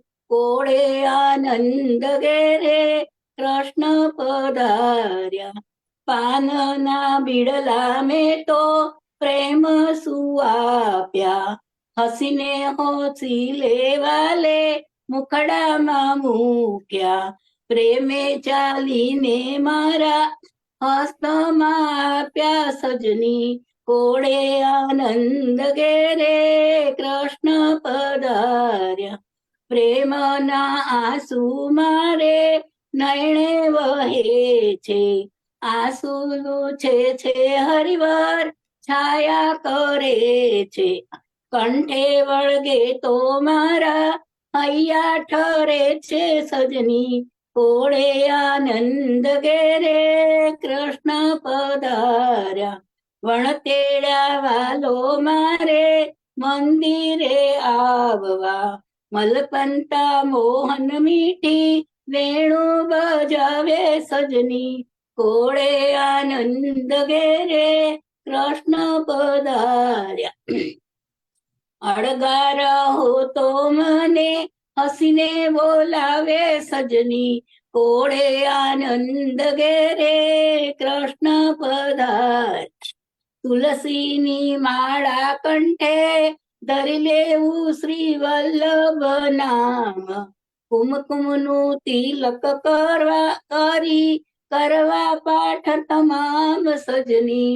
કોડે આનંદ ઘેરે કૃષ્ણ પધાર્યા, સુંદર અગાસી મારી નૌતમ જોડી, ત્યારે હસી લેવાલે એકાંતે તેડી, પ્રેમની વાતો મેં તો હરિયાગળ રેડી સજની. કોળે આનંદ ઘેરે કૃષ્ણ પધાર્યા, પ્રેમનું મોજું વાલે મુજને રે આપ્યું, વચન આપેલું વાલે સ્થિર કરી સ્થાપ્યું. અનેક જન્મોના સંકટ નાખ્યા છે કાપી સજની, કોળે આનંદ ઘેરે કૃષ્ણ પધાર્યા. રસના રસીલા વાલા રસ લાગ્યો તારો, પૂઠે ફરે છે મારો પ્રાણ જીવન સજની, કોળે આનંદ ઘેરે કૃષ્ણ પધાર્યા. શ્રી વલ્લભ પ્રભુએ મારો જન્મ સુધાર્યો સજની, કોળે આનંદ ઘેરે કૃષ્ણ પધાર્યા. કોળે આનંદ ઘેરે કૃષ્ણ પધાર્યા. હવે મારા તંદડા કેરા તાપસો માવ્યા સજની, કોળે આનંદ ઘેરે કૃષ્ણ પધાર્યા. જય જય શ્રી કૃષ્ણ, જય શ્રી કૃષ્ણ કૃષ્ણ. કનૈયા લાલ કી જય. બહુ જ સરસ હતું, બહુ સરસ હતું ભજન. બીજા કોઈને ગાવું છે? બસ આ ઈંડોળાના 2-3 દિવસ રહ્યા છે, પછી આપણે પ્રભુનો જન્મદિવસ ઉત્સવ આપણે મનાવીશું. બધા વૈષ્ણવને ખૂબ ખૂબ વધાઈ. કૃષ્ણ જન્મ દિવસ સોમવારે છે, હા, તો Janmashtami.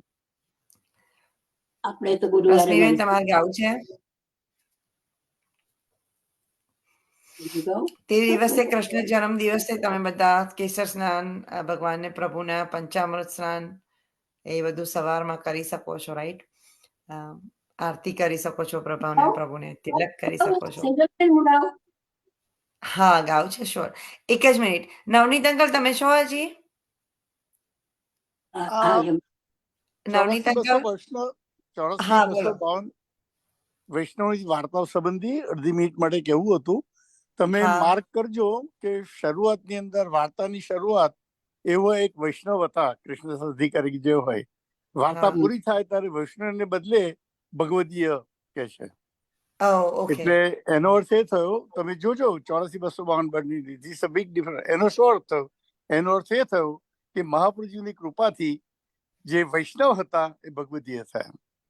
You Oh, mark this. તમે સાહિત્યમાં જોજો, શરૂઆત વૈષ્ણવ થી થશે અને છેલ્લે હમણાં તમે જે વાર્તા વચ્ચે એમાં બી એના ઉપર મને યાદ આવ્યું. True, મને true. થયું કે આ Yes. તમારે ધ્યાન પર લાવવું જોઈએ અને વૈષ્ણવે જાણવું જોઈએ Yes, કે yes. બધી જ વાર્તાઓ શરૂઆત વૈષ્ણવ થી થાય છે વૈષ્ણવથી અને થાય અને પછી મહાપુરુષજી ભગવદીય. ગોસાઈજીના સત્સંગથી અથવા એના બ્રહ્મસંબંધથી અથવા એમના સાનિધ્યથી આપણે ભગવદીય થઈ જઈએ છીએ. આપણે એવું છે કે આપણે વર્તમાન યુગમાં પણ વૈષ્ણવમાંથી ભગવદીય થઈએ.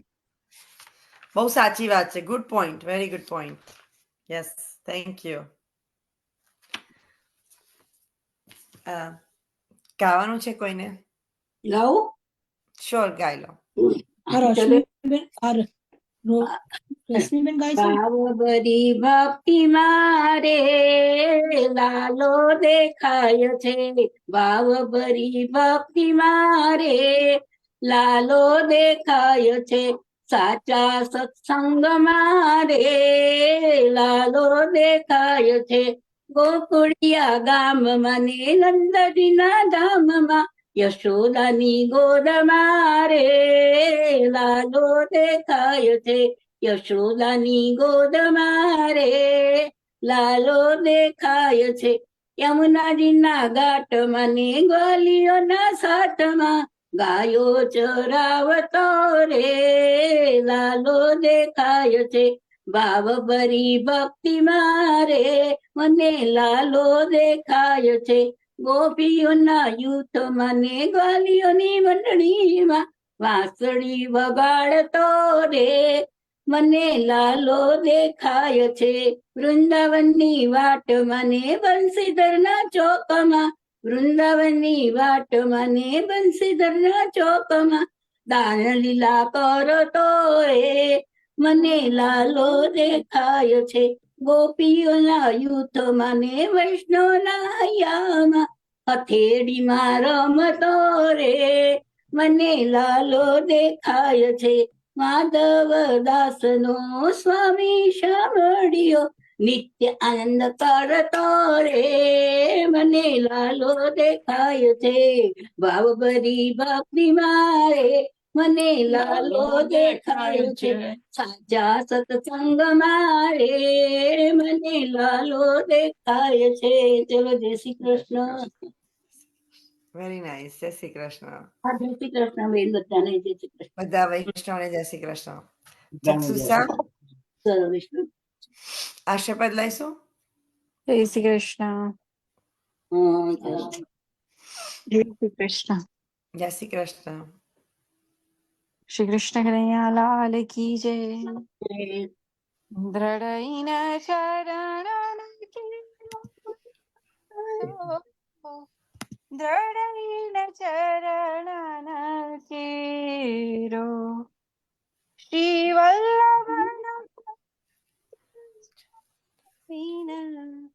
સબ જુગ માહી અને સો દ્રઢઈન શરણ કેરો साधन और नहीं कली में जासो होत नीवेरो सुर कहाँ कर